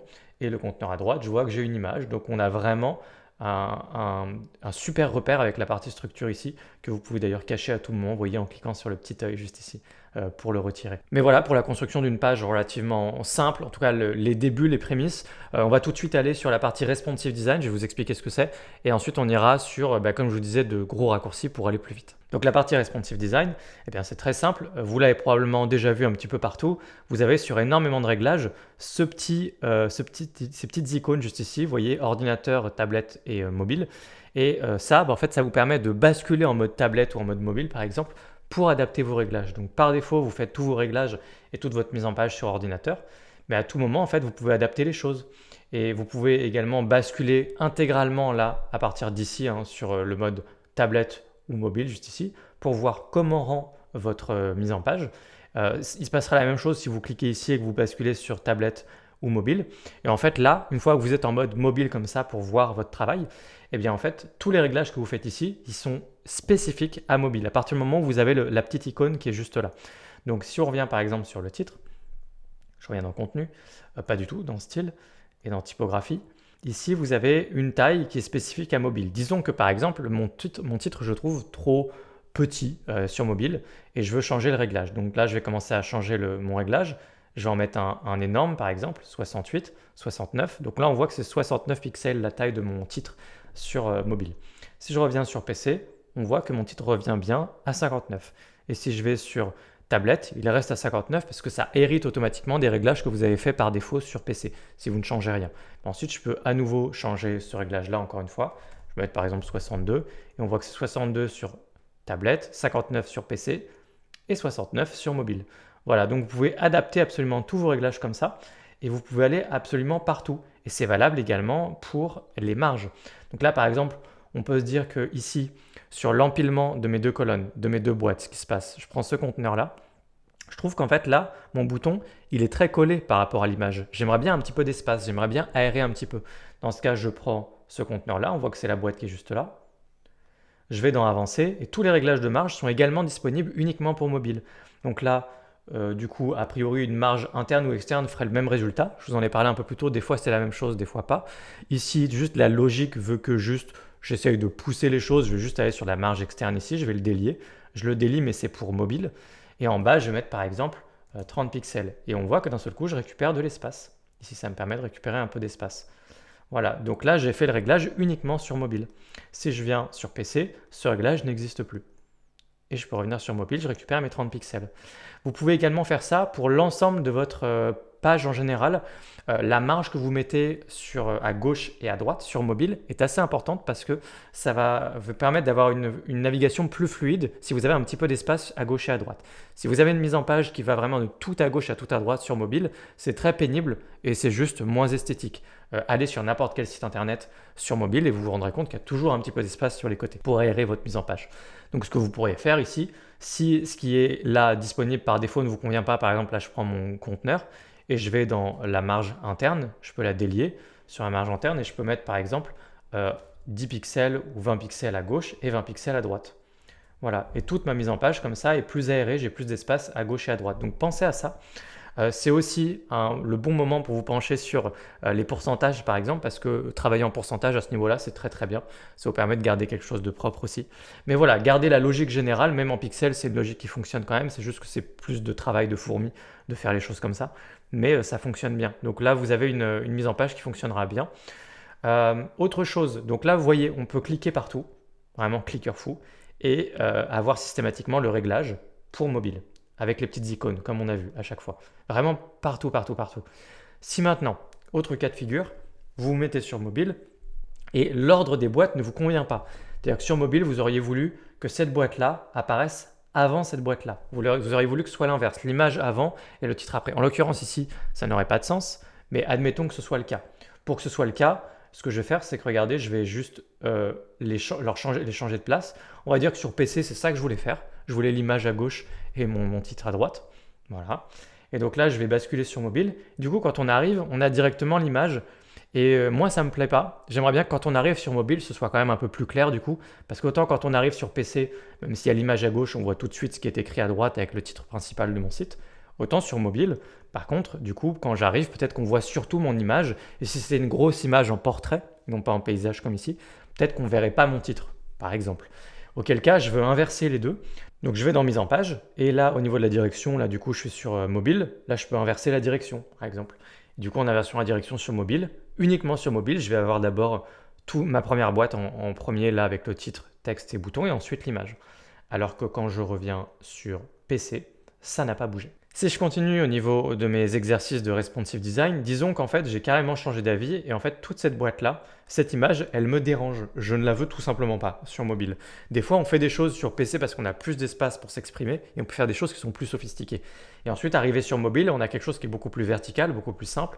Et donc il y a des fois des choses qui sont superflues et dont on voudrait se débarrasser. Je peux le faire juste ici. Je prends cette deuxième boîte avec l'image là. C'est un réglage qu'on va retrouver un petit peu partout, hein. Ici dans l'onglet Avancé, vous avez un menu qui s'appelle Responsive. Et ici, vous pouvez masquer les choses sur PC, tablette ou mobile. C'est-à-dire que vous pouvez aussi avoir des choses qui sont que pour mobile, que vous mettez que pour les téléphones et que vous cachez ensuite sur ordinateur. Ben là, je vais faire l'inverse. Je vais le cacher toute la deuxième boîte ici sur mobile. Donc cette deuxième boîte n'existe plus sur mobile. Donc je vous ai montré tous les réglages que vous pouvez adapter sur tablette et mobile à chaque fois que vous voyez la petite icône. Je vous ai montré également que vous pouviez par exemple inverser l'ordre des éléments que vous avez à l'intérieur d'un conteneur pour que des fois ça apparaisse dans le bon ordre si vous voulez un certain conteneur qui apparaît avant alors que sur PC c'est l'inverse. Et puis je vous ai montré aussi comment on peut cacher ou afficher des choses sur PC, tablette et mobile. Donc là vous avez tous les outils pour adapter votre site internet sur tous les appareils et c'est ce qu'on appelle faire un travail de responsive design. Bon, je reviens maintenant sur PC et maintenant on va faire quelque chose qu'on n'a encore jamais fait. On va sortir de là en enregistrant notre travail. C'est-à-dire qu'on va publier les changements, publier la page. On va dire que ça c'est ma première page. J'ai juste ça sur ma page du coup. Je vais cliquer sur publier comme vous vous en doutez. Donc là, à tout moment, vous pouvez juste voir la page juste ici une fois que vous avez publié les changements. Vous pouvez également prévisualiser les changements. Donc là, vous pouvez cliquer sur prévisualiser les changements. Ça va s'ouvrir dans un nouvel onglet avec une URL un petit peu spéciale. Et en fait, ça vous permet de prévisualiser quelque chose qui n'a pas encore été publié. Donc là, je peux voir ma page comme ça à tout moment et juste mettre à jour mon travail, rafraîchir, etc. pour prévisualiser. Je peux enregistrer le brouillon. C'est-à-dire que la page n'est pas publiée, elle est juste enregistrée en brouillon dans WordPress, ou simplement du coup cliquer sur publier pour publier les changements. Donc là, ça veut dire que la page est publiée, les changements sont publiés, ils existent. Et donc là, ce que je peux faire également en cliquant sur la petit chevron, c'est cliquer sur voir la page pour voir la page telle qu'elle est réellement publiée actuellement pour voir le résultat. Voilà ma page. À tout moment, je peux revenir en arrière, sortir vers WordPress. Et on va voir du coup avec cette petite page-là, donc faites attention à ne pas cliquer sur basculer vers l'éditeur de WordPress. Et si jamais vous le faites par mégarde, c'est pas grave, vous revenez sur modifier avec Elementor. Là, je vais juste cliquer ici pour sortir complètement de cette page. Donc cette page-là, à tout moment, je peux cliquer sur voir ici, donc je suis sur ma page. Et donc là, une fois que vous avez créé vos pages et qu'elles sont publiées, qu'elles existent, vous avez un autre moyen, un autre raccourci pour retourner dans Elementor sur cette page qui est très pratique.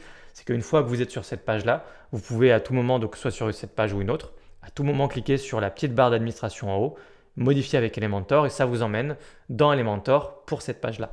Voilà, donc je suis revenu dans cette page tout simplement. On va faire le tour maintenant de pas mal de réglages pour mieux prendre en main l'éditeur à proprement parler et tout ce qu'on trouve un petit peu autour et puis mieux vous organiser pour travailler, notamment parce qu'il y a beaucoup mieux à faire que ce que vous avez appris jusqu'à maintenant pour vous organiser en termes de couleurs ou de police notamment. La première chose qu'on va faire, c'est que je vais aller en haut à gauche et cliquer sur préférences de compte. Et ici, vous avez un certain nombre de réglages. Encore une fois, n'oubliez pas, s'il y a trop de réglages, vous les ignorez. Pour l'instant, moi, ce que je voulais vous montrer, c'est le mode d'affichage ici. Vous pouvez basculer Elementor en mode sombre à tout moment, ce que je préfère faire, moi, par ailleurs. Et du coup, vous pouvez le laisser comme ça. Moi, je vais rester sur la détection automatique ou le mode clair pour qu'un maximum d'entre vous puissent suivre avec la même interface. Mais pour ceux qui préfèrent le mode sombre, vous avez un mode sombre juste là. Également, là, quand vous cliquez sur sortir vers WordPress, vous avez le petit réglage juste en bas pour dire où est-ce que vous voulez sortir. C'est-à-dire par défaut, à chaque fois, est-ce que vous voulez arriver sur la page dans WordPress à l'intérieur. À chaque fois, c'est ce qui nous arrive, nous, parce qu'on est sur cette publication. Et du coup, ça demande plus de clics et je trouve que ça sert à rien. Par défaut, je vous conseille de mettre toutes les publications ici. Comme ça vous fait revenir tout simplement au listing de toutes vos pages. C'est le comportement que vous voudriez par défaut, à mon avis. Voilà, sinon, vous pouvez laisser tout ça par défaut. Décocher éventuellement, là, par exemple, Launchpad Checklist. Et puis, laissez tout ça par défaut. Donc là, je voulais juste vous montrer, faire un petit tour dans préférences de compte. Maintenant, on va aller également dans les réglages de page juste ici. Les réglages de page sont plein de réglages pour cette page-là. Donc le titre de la page, par exemple, vous le retrouvez ici, mais vous pouvez également le modifier depuis WordPress directement quand on n'est pas dans Elementor. Mais vous avez tous les petits réglages de page juste ici. Par exemple, si vous utilisez un thème autre que le thème Hello que je vous ai montré au début, dans ce cas, si jamais vous avez le titre de la page qui est forcé sur votre page et qui vous embête, dans les réglages de page, vous avez plein de petits réglages très utiles. Vous pouvez par exemple masquer le titre. Donc là, je vais le laisser cocher en l'occurrence, puisque moi justement, là, le titre, il sert à rien. Je voulais surtout pas afficher le titre de la page dans ma page, je veux juste faire ma page normale, une belle page. Donc ça, je le cache. Là, le fait qu'il reste Elementor décrit, c'est normal, c'est parce qu'on n'a pas encore d'en-tête, on n'a pas encore de header, on va le faire. Et là, on a le modèle de page ici. Le modèle de page, vous pouvez forcer Elementor pleine largeur ici. Ça dépendra de ce que vous faites là aussi, donc les choix que vous faites, par exemple sur votre thème. Si vous utilisez un thème qui vous pose problème pour faire vos mises en page Elementor, vous pouvez forcer d'avoir une belle mise en page en pleine largeur avec Elementor comme on a maintenant. On n'a pas ce genre de problème nous ici parce qu'on utilise le thème et le thème d'Elementor directement. Et puis sinon, ici le canevas le mode Canva, qui est un mode dans lequel vous supprimez carrément le header et le footer. Vous voyez que là, il n'y a même plus de header en haut, il n'y aura pas de footer non plus. On est vraiment sur le type de page qui n'a pas d'entête, pas de pied de page et que vous voulez partager. C'est typiquement des pages qui servent pour, par exemple, ce qu'on appelle des pages de lead magnet pour capturer des emails, pour collecter des emails pour une entreprise en échange d'un service, d'un cadeau ou de quelque chose. Et souvent, on partage ces pages-là et c'est des pages qui n'ont pas d'entête, pas de pied de page, qui n'ont rien. Vous pouvez juste construire votre page à partir d'un Canva vierge tout blanc, sans en-tête, sans pied de page. Donc ce serait le mode Canva ici d'Elementor. Donc à tout moment, vous pouvez basculer une page en mode Canva comme ça. Je vais revenir en par défaut. Et on va maintenant aller juste ici sur les réglages du site, juste là. Et les réglages du site, ça va vous emmener dans un autre endroit dans lequel vous pouvez gérer de manière centralisée l'ensemble de votre travail de web designer dans Elementor. Donc vous avez par exemple plein de réglages par défaut pour les différents blocs de base, c'est-à-dire que quand vous glissez déposez des boutons, des images ou un formulaire, quelle apparence vous voulez par défaut, quel réglage vous voulez par défaut. Si je clique sur image, est-ce que par défaut, dès que je mets une image, automatiquement, il y a tout le temps des rayons de bordure, etc. L'idée, c'est de vous organiser et de gagner du temps. Donc ça va être vraiment pour des web designers professionnels. Il y a plein d'autres réglages ici. Vous trouverez notamment des petits réglages assez amusants comme les transitions de page ici.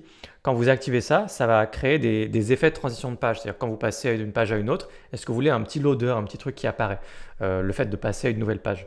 Vous avez ce genre de réglage ici dans Page Transition. Il y a plein de réglages qui peuvent être très intéressants ici. Et moi, ce sur quoi je voudrais m'attarder, c'est couleur globale et police globale. Ici, ça vous permet de gérer de manière centralisée vos couleurs et vos polices. Commençons par les couleurs. Ici, vous avez l'ensemble des couleurs de base qui sont là par défaut dans Elementor et que vous allez pouvoir régler, paramétrer pour vous, pour votre site. Donc là, vous reconnaissez le fameux bleu qu'il y avait systématiquement quand on importait un titre dans Elementor. Donc là, ce qu'il va falloir faire, c'est changer votre couleur de base, par exemple ici. L'idée, en fait, c'est de vous organiser autour d'une palette de couleurs. Vous allez choisir une couleur principale. Vous allez décliner cette couleur-là avec des petites subtilités. Donc si c'est un bleu, ça va être un bleu très très clair pour certains fonds, un bleu plus foncé ou un bleu qui pète vraiment pour vous le mettre dans vos boutons. Et il y aura également un bleu très très foncé pour mettre dans des petites séparations. Vous pouvez vraiment décliner votre bleu de plein de façons différentes. Le but étant de l'utiliser partout de manière harmonieuse et cohérente dans votre site. Donc vous choisissez vos couleurs, vous créez une palette de couleurs et ensuite vous venez la mettre ici et vous la gérez de manière centralisée ici. Vous pouvez utiliser tout ce qui est déjà créé par défaut et changer les couleurs là. Vous pouvez les renommer pour votre organisation.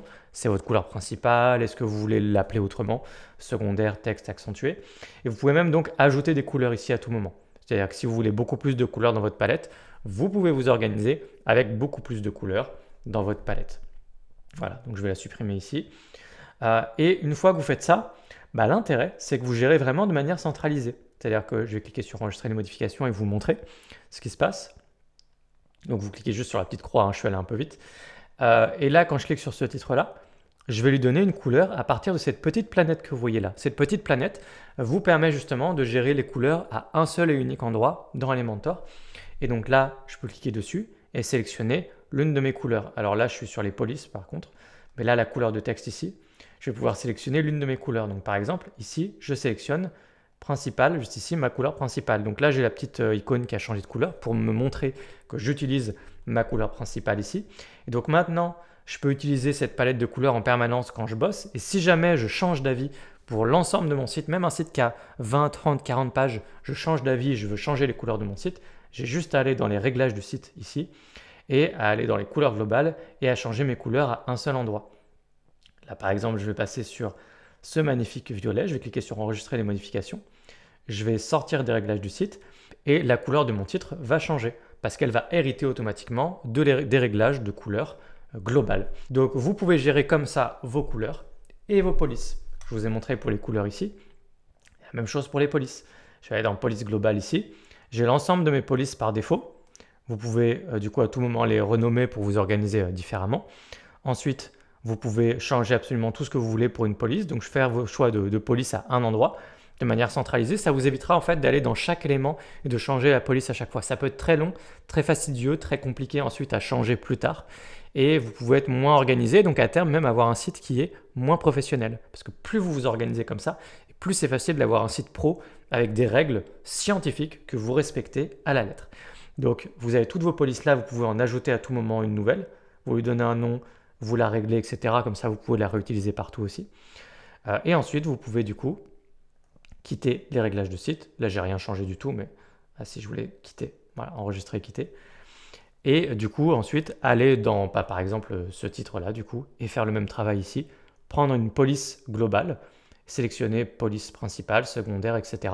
Et ensuite, vous pourrez les modifier a posteriori hyper facilement depuis un seul et unique endroit dans Elementor. Pour terminer un petit peu dans l'éditeur, quelques raccourcis bien pratiques, bien utiles, notamment donc le fameux clic droit qui est disponible un petit peu partout et qui vous donnera des réglages différents en fonction de là où vous le faites. Donc il y a notamment la possibilité de dupliquer les choses, réinitialiser le style, il y a de l'IA un petit peu partout évidemment, un raccourci pour vous emmener au bon endroit de où c'est dans la structure. Surtout là, ce qui m'intéresse, c'est notamment le copier-coller de style qui va vous permettre de gagner pas mal de temps avec la possibilité de copier n'importe quel élément et ensuite de coller le style. Donc vous allez coller toute la partie réglage de style que vous avez faite d'un élément à un autre. Donc ça peut être vraiment pratique. Je vais vous montrer par exemple en ajoutant un élément. On ajoute ici une image. Je vais rajouter une image et là donc le style c'est assez clair, hein, c'est que j'ai mis des petits arrondis de bordure par exemple, mais je peux également rajouter une bordure. Je vais rajouter une bordure juste pour qu'on puisse voir plus d'éléments. Je vais lui mettre une couleur à ma bordure. Donc là, j'ai une bordure rouge et des arrondis. J'ai fait mon style. Et là, j'ai envie de faire un clic droit, copier. Et je peux faire un clic droit ici, coller le style. Et je vais récupérer automatiquement le style de mon image. C'est valable pour tous les éléments dans Elementor. Donc ça peut vous faire gagner énormément de temps. Autre astuce importante à connaître, c'est un clic droit sur un élément et ensuite de l'enregistrer comme global. Quand vous l'enregistrez comme global ici, vous pouvez ensuite lui donner un petit nom et l'enregistrer. Et du coup, vous allez le retrouver quand vous voulez ajouter un nouvel élément. Il y a l'onglet widget et puis il y a également l'onglet global. Donc vous allez pouvoir prendre un élément global et le glisser-déposer à n'importe où ailleurs à nouveau. Alors à quoi ça sert? Bien, ça sert à avoir un élément qui va être synchronisé absolument partout sur Elementor dans votre site. Donc s'il y a quelque chose que vous construisez et ensuite vous voulez que ce soit synchronisé partout, donc quand vous le modifiez à un endroit, ça se modifie partout ailleurs également, parce que c'est le même élément, c'est la même section, c'est la même construction que vous avez faite, eh bien vous pouvez utiliser ce système d'éléments global pour pouvoir gérer un seul élément et le modifier dans des dizaines d'endroits différents. Là aussi, ça peut vous faire gagner énormément de temps et ça peut vous permettre d'être bien organisé sur un site. Donc, je prends cet élément, par exemple, je l'enregistre comme global, je lui donne mon nom de titre global pour aller assez vite, je clique sur enregistrer. J'ai mon élément global juste ici et donc maintenant, je peux le réutiliser à tout moment ailleurs, donc je le réutilise en bas. Et là, si je commence à le modifier, vous voyez que la couleur a changé pour l'élément en question. Si je commence à le sélectionner ici, ensuite il me demande, donc il me dit c'est un widget global. Est-ce que vous voulez l'éditer de manière globale ou est-ce que vous voulez le délier? Si à tout moment vous changez d'avis à un endroit, que vous voulez modifier quelque chose juste spécifiquement à un endroit, vous pouvez le délier du global. Mais sinon, je vais juste cliquer sur Edit par défaut. Et là, ça va me permettre de modifier absolument ce que je veux ici et ça va se modifier partout. Donc là, vous voyez que ça se répercute ensuite sur tous les autres endroits où je travaille. Et ce que je vous montre là est valable pour tous les éléments d'Elementor, à l'exception du conteneur ici par exemple. Vous ne pouvez pas le faire là sur le conteneur, mais vous pouvez le faire sur chacun des éléments. Vous voyez, enregistré comme global sur l'image, sur le titre ici, je peux le faire. Hop. Non, mais je l'ai déjà fait, je suis bête. Là, sur le titre, enregistré comme global, sur le bouton ici, enregistré comme global, etc. Faisons nos premiers pas dans ce qu'on appelle le Theme Builder. Le Theme Builder, c'est cette partie qui remplace la fonction d'un thème. La fonction d'un thème étant de vous proposer par défaut une en-tête, un pied de page et d'autres aspects également de votre site, notamment la partie blog. Eh bien, tout ça peut être remplacé par ce qu'on appelait historiquement un page builder qui est ni plus ni moins qu'un site builder aujourd'hui, Elementor. Et il y a une partie donc qui s'appelle le theme builder en référence à cette notion de thème, mais qui est en fait juste la partie où vous pouvez construire tous les autres aspects de votre site en dehors de simplement vos pages. Et donc, on va s'attaquer au header et au footer. Pour ça, il vous suffit en fait d'aller en haut à gauche et de cliquer sur constructeur de thème. En fait, vous avez plusieurs façons d'aller dans le constructeur de thème d'Elementor. Donc ça, c'est une première façon. Si vous êtes déjà dans Elementor, vous cliquez ici sur constructeur de thème. Et ça va vous emmener dans ce fameux theme builder, c'est cet endroit-là. Et je vais vous expliquer dans les grandes lignes en quoi ça consiste. Mais si jamais je quitte le theme builder et que je quitte complètement Elementor, on peut également accéder au theme builder à partir de modèle, Theme Builder et ça m'emmène littéralement au même endroit. À partir de là, on a la possibilité de customiser, de personnaliser différents aspects de notre site et pas seulement des pages. Ce sont ce qu'on appelle les templates ou les modèles. Donc on a par exemple le modèle de page de recherche et un modèle de page de recherche c'est quoi? Si jamais vous avez un petit formulaire pour faire des recherches sur votre site, eh bien il y a bien une apparence par défaut d'une page de résultats de recherche. À quoi ressemble cette page?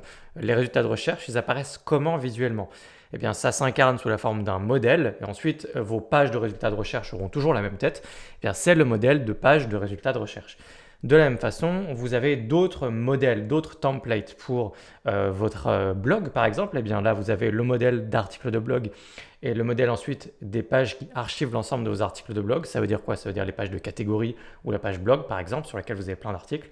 Donc archive et article de blog seul. Alors là, je me suis trompé en l'occurrence, article de blog seul, c'est ici. Et là, c'est une archive de 2 pages. Celui-là, il est moins important à connaître, on ne va pas rentrer dans les détails. Et puis, vous en avez d'autres, comme par exemple la page 404. La page 404, c'est également un modèle de page. À quoi ressemble cette page par défaut? Parce qu'en fait, quand vous utilisez le thème Hello d'Elementor, vous êtes obligé de tout construire. Il n'y a rien. Je vous ai dit, le thème Hello, c'est une coquille vide. Donc, ça veut dire que par défaut, il faudrait que vous preniez le temps, c'est pas gravissime si vous ne le faites pas, mais il faudrait que vous preniez le temps de créer une page 404. Et donc, vous pouvez le faire à partir de là. Et de la même façon, on n'a pas de header et de footer, et donc il faut les construire. Et donc, ils sont ici, header et footer.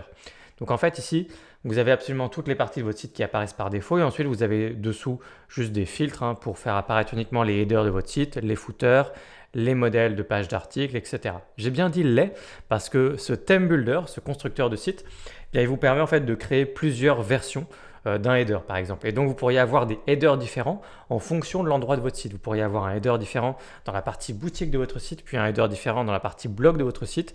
Et vous pouvez vous amuser à faire ça pour virtuellement n'importe quoi. Donc Elementor, ça permet d'aller vraiment très très loin. Mais évidemment, vous vous en doutez, on va faire des choses relativement simples dans cette formation. Donc là, que vous partiez d'ici ou d'ici, c'est pareil de toute façon. Il y a également le petit plus là à partir de là. Donc bon, j'ai cliqué là du coup et ça va nous permettre de construire notre premier header. Donc le header, on peut le créer depuis zéro évidemment, mais nous on va utiliser des modèles. Pour apprendre à utiliser le header builder d'Elementor, on va faire très simple. On va utiliser un modèle. Donc ici, vous avez quelques modèles de header qui vous sont proposés par défaut. Si vous fouillez sur Internet, on peut toujours trouver des modèles de plein de choses un peu partout. Mais là, c'est ce que vous avez par défaut. Et ici, vous pouvez cliquer sur insérer sur n'importe lequel de ces headers. Donc par exemple, ce header-là, il me convient bien. Je vais cliquer sur insérer. Vous cliquez également ici sur appliquer. Et ça va nous insérer notre header. On a un header ici qui est complètement fait avec Elementor. Voilà, donc vous avez automatiquement ici le logo, le menu qui va être juste ici et un petit bouton d'appel à l'action là. Alors là, pourquoi ça ressemble un petit peu à rien? J'enlève ça, ça ressemble à rien tout simplement parce que j'ai pas de logo sur mon site et j'ai pas de menu. Donc si vous voulez, si jamais c'est une partie que vous maîtrisez déjà, vous pouvez la sauter en utilisant les chapitres en dessous de la vidéo. Mais ce que je vais faire juste avant, c'est que je vais quitter rapidement Elementor et je vais mettre un logo et un menu. On peut créer un menu depuis apparence et menu juste ici. On va lui donner un nom et généralement en français, pour faire simple, on va juste écrire menu principal. On peut faire créer le menu. On a d'ailleurs des petits emplacements là par défaut en tête et pied de page. Vous pouvez faire ça, cocher en tête.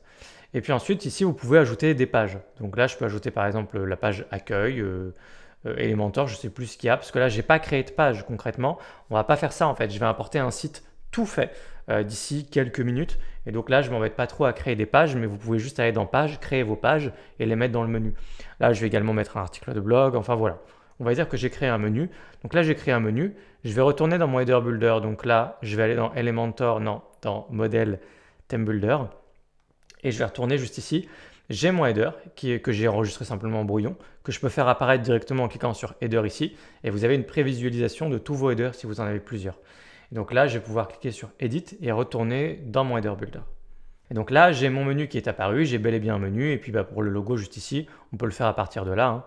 Et vous pouvez juste uploader votre logo en cliquant sur Change Site Logo et uploader un logo juste ici, logo du site. Ensuite, alors je vais cliquer sur la petite croix parce qu'on était dans les réglages du site, vous voyez juste ici. Donc je clique là. Et donc là, en fait, on se retrouve avec Elementor. Donc en fait, c'est un environnement de travail que vous connaissez déjà maintenant. Il s'agit, regardez là ici, d'un gros header, mais le header en fait c'est un énorme conteneur, c'est tout. Vous regardez tous les réglages, c'est tous les réglages que vous connaissez déjà. Si vous voulez triturer complètement votre header, vous pouvez le faire juste ici. Et puis ensuite, regardez, on a juste 2 conteneurs, un à gauche et un à droite. Dans le conteneur de gauche, on a le logo, et dans le conteneur de droite, on a le WordPress menu qui est un élément natif pour WordPress pour faire afficher un menu ici. Vous le retrouveriez en cliquant sur plus et en vous baladant juste ici en l'occurrence. Comme il sait que vous êtes en train de construire votre header, il vous met un raccourci, il vous met certaines choses plus rapidement comme le logo du site ou un menu. Et puis donc à côté du menu, il y a un bouton. Voilà, c'est tout. Et ensuite à partir de là, vous avez votre header. Vous pouvez donc le modifier absolument comme vous voulez, faire tout ce que vous voulez, cliquer un petit peu partout et retrouver un peu tous les réglages dans contenu, style et avancé comme on le faisait jusqu'à maintenant. Donc là, je suis dans le menu WordPress. Je vois que je peux sélectionner mon menu à partir de là. Je l'avais appelé menu principal justement. Et ensuite, j'ai plein de réglages ici. Vous pourrez donc vous amuser à changer les choses. Là, regardez, on voit que c'est underline. Donc effectivement, l'effet, c'est souligné comme ça. Et si je retourne dans les réglages ici, je peux mettre autre chose. Background par exemple, pour faire afficher un background. Après, il y a un petit peu de travail du coup, parce que là, il faudrait mettre un petit peu d'espacement. Évidemment, là, il y a un petit cadre, on voit. Mais évidemment, c'est pas assez espacé, ça va pas. Donc, il faut aller ensuite dans tous les réglages avancés, utiliser les marges et tout ça. Donc voilà, pas mal de petits travail. L'avantage de ces choses qui sont déjà tout faites, comme le header qu'on a utilisé, la prête à l'emploi, c'est qu'il y a une bonne partie du travail qui est déjà fait. C'est que le header, il est déjà utilisable tel quel en quelque sorte. Il faut juste modifier le bouton ici pour l'adapter complètement à ce que vous voulez, changer le texte, changer le lien, etc. Et n'oubliez pas de passer sur mobile pour regarder comment se comporte votre header sur mobile. En l'occurrence, le menu va se transformer naturellement ici en petit menu hamburger. Vous avez juste ici un petit menu hamburger, vous voyez, et vous avez tous les réglages par rapport à ce menu hamburger. On voit que juste ici, c'est écrit toggle button hamburger. C'est ce qui permet justement de transformer automatiquement en ce qu'on appelle un menu hamburger sur mobile. Je ne vais pas m'attarder sur tous les réglages de l'onglet contenu à chaque fois de chaque élément, donc vous pourrez regarder un petit peu tout ça, mais on a un header juste ici, c'est parfait, et donc ensuite il n'y a plus qu'à le publier. Donc je vais cliquer sur publier, et donc là vous avez des conditions pour votre header, et ça peut être automatiquement le header de tout votre site, ou alors ça peut être le header uniquement d'une partie de votre site. Donc là dans ce cas vous pourriez sélectionner singular, et ensuite aller choisir uniquement certaines parties de votre site, certaines pages, le blog, des choses comme ça. Par défaut évidemment, vous allez juste faire ce qui est là, c'est-à-dire afficher ce header sur tout le site, c'est mon header tout simplement. Et je vais cliquer sur Save and Close. Voilà, j'ai un header, donc maintenant j'ai plus qu'à prendre mon site web, le rentrer, et j'ai donc bel et bien un header avec ce magnifique encadré que j'ai laissé, j'avais pas vu. On va pas laisser ça comme ça évidemment, de toute façon on changera plus tard. La page que j'avais commencé à construire ici, et puis ce superbe header, et on va faire la même chose en dessous, on va mettre un footer. Je remarque aussi qu'il y a beaucoup d'espace juste ici. Et donc là, si on se balade dans le bon conteneur ici et que je vais dans l'onglet avancé, dans mise en page, on voit qu'ici il y a 5% en bas. Je ne sais pas pourquoi il y a 5% en bas. Hop, je l'enlève. Je clique sur publier, on actualise. Et voilà, du coup j'ai enlevé tout l'espace qu'il y avait qui était un petit peu problématique. Voilà, donc ensuite là c'est pareil, mon menu ça va pas du tout. Je vais juste enlever le petit frame juste ici. C'était juste un underline. Voilà, ce sera moins choquant. Ce sera beaucoup mieux. Et voilà, et donc on peut construire un header avec Elementor directement, avec tous les éléments que vous connaissez déjà, puisqu'en fait vous pouvez mettre absolument n'importe quoi dans votre header, vous retrouvez tous les éléments qui sont ici. Si vous avez envie de mettre des onglets ou un formulaire dans votre header, ce serait possible, c'est pour vous dire à quel point on peut tout faire. On retourne maintenant dans le constructeur de thème juste ici, et on fait la même chose avec le footer. Donc je peux cliquer sur footer juste ici, je peux cliquer sur Add New. Pareil, sélectionner un footer qui est proposé ici, donc par exemple celui-ci me va très bien, je vais cliquer sur Insérer, Appliquer. Ça va m'insérer tout un footer qui est très simple et très efficace. Je ne vais toucher à rien. C'est la même chose, c'est des éléments, c'est Elementor, c'est un grand conteneur avec plein de conteneurs dedans. Vous connaissez. Ensuite, je vais cliquer sur Publier, Add Condition et on laisse sur ce footer sur tout notre site. Save and Close. C'est bon. View Live Site, mais en l'occurrence, ça a montré juste mon élément. Hop, je reste juste sur mon site normal. Moi, j'ai pas de page d'accueil là en l'occurrence, donc je vais juste aller sur cette page là rapidement. Et j'ai donc un header qui est sticky au passage, le contenu de ma page ici et un footer. Je vais en profiter pour prendre ça et le mettre en page d'accueil si jamais vous ne savez pas faire. Je pense que vous savez le faire, mais au cas où, je vais dans Réglages, Lecture, et là, la page d'accueil affiche ici. On va sélectionner une page statique et vous pouvez juste sélectionner maintenant c'est quoi votre page d'accueil pour votre site. Et donc là, je vais sélectionner ce sur quoi on a travaillé pendant cette formation. Comme ça, quand je clique sur le logo, maintenant, ça c'est bel et bien ma page d'accueil. Voilà. Et donc là, vous comprenez maintenant comment vous pouvez construire un site Elementor de la tête aux pieds. La tête aux pieds étant la tête juste ici, le header, qu'on peut importer, même quelque chose de tout fait dans Elementor directement, le footer, les pieds, et ensuite vous pouvez construire toutes vos pages une par une, les ajouter à votre menu et construire vos pages comme ça. Et vous pouvez faire des sites magnifiques avec un outil professionnel. Maintenant, je vous propose directement de gagner énormément de temps et d'installer un site qui est tout fait, un modèle de site entier, c'est-à-dire que ce n'est pas juste un modèle de page, c'est pas une section, c'est pas une page, c'est un site entier qu'on va importer directement dans Elementor. Voyons juste les différents niveaux qui sont possibles pour gagner du temps. On peut d'abord importer des morceaux de pages, on peut aussi importer des pages et puis enfin on peut importer des sites entiers quand on travaille dans Elementor. Si je retourne dans cette page, je vais cliquer sur modifier avec Elementor. On va aller juste dessous là et là vous avez un petit dossier. Si vous cliquez dessus, vous avez une partie avec bloc. Ici vous pouvez importer tout ce que vous voyez là, c'est déjà tout fait. Et ce qui m'intéresse en particulier, c'est surtout très intéressant quand vous construisez ou vous pensez une page, la structure d'une page, c'est ce qu'on appelle des wireframes. Et si vous commencez à taper wireframe, vous allez les trouver. C'est toutes ces sections qui sont un peu vides et qui sont très pratiques pour démarrer un site de zéro en faisant quand même quelque chose vraiment pensé par vous directement. Ce n'est pas des modèles de sites ou de pages toutes faites, c'est vraiment du wireframing. Donc c'est vraiment toutes ces sections-là qui sont vides, qui sont un peu squelettiques et ensuite vous allez pouvoir les remplir avec vos couleurs, police, images, habillage de style, etc. etc. Donc ça c'est très très très intéressant je trouve de travailler avec ça. Donc je peux à tout moment prendre n'importe lequel, cliquer sur insérer et ça va continuer ma page comme ça petit à petit. Et ensuite vous pouvez cliquer sur les éléments, les remplir et travailler comme ça. Donc ça c'est très pratique. Et évidemment cette partie-là elle est importante à connaître, les blocs et en particulier la partie wireframe que je vous ai montré qui est en général un petit peu plus bas. Donc ça c'est les blocs. Ensuite, vous avez les pages. Vous avez quelques pages qui vous sont proposées ici directement par défaut. Vous pouvez importer une page entière. Donc là, ce n'est pas juste une section ou un conteneur, c'est vraiment toute une page qui est déjà faite. Donc le principe est le même. Vous pouvez cliquer sur n'importe laquelle de ces pages, cliquer sur insérer, ça va insérer la page. Mais vous pouvez également faire la même chose pour tout un site. Pour faire la même chose pour tout un site, vous allez dans le menu modèle, vous allez dans bibliothèque de kit. Dans cette bibliothèque de kit, vous allez trouver tout un petit navigateur qui vous permet de vous balader, de naviguer dans plein de sites qui sont entièrement faits. Et vous allez pouvoir importer des sites entiers. Tous les sites que vous voyez ici sont des sites que vous pouvez importer tels quels. Et donc, il y en a qui sont sous la forme de wireframe là aussi. Et donc, ça peut être très très bien pour travailler ça. Mais si jamais il y a un site qui vous plaît déjà tel quel, tout ce que vous voyez là, c'est possible de l'importer. Donc là, par exemple, on va bosser sur ce site-là. Je vais cliquer sur View Demo. On peut voir le site sur tablette et sur mobile. Donc là, vous regardez un petit peu tout ce qui a été fait. C'est entièrement fait avec Elementor natif. Tous les outils qu'on a vus et puis bien plus d'éléments puisqu'on n'a pas vu l'ensemble des éléments évidemment pour construire une page. Voilà, donc j'ai tout un site là. Une fois que ce site vous plaît, vous pouvez cliquer aussi sur Overview pour voir chacune des pages. Donc j'ai l'ensemble des pages là que je vais importer, un header, un footer, un modèle de page 404, des modèles également par rapport à un blog et puis également des pop-up parce que vous avez la possibilité de créer des pop-up dans Elementor version pro. Donc ensuite, j'ai juste cliqué sur Apply Kit en haut à droite, Apply All. Et là, ce que je vais faire en faisant Apply All et en laissant sélectionner tout ça aussi parce que je veux garder aussi moi mes headers. Donc vous allez voir, je ne touche à rien. Mais je vais importer la totalité du site qu'on vient de voir. Là, si vous posez cette question, bien sûr, vous cliquez sur Activer. Votre kit est maintenant en ligne sur votre site. C'est parfait. Je vais cliquer sur Voir en action. Et on devrait voir du coup notre site. Alors là, je ne sais pas où je suis.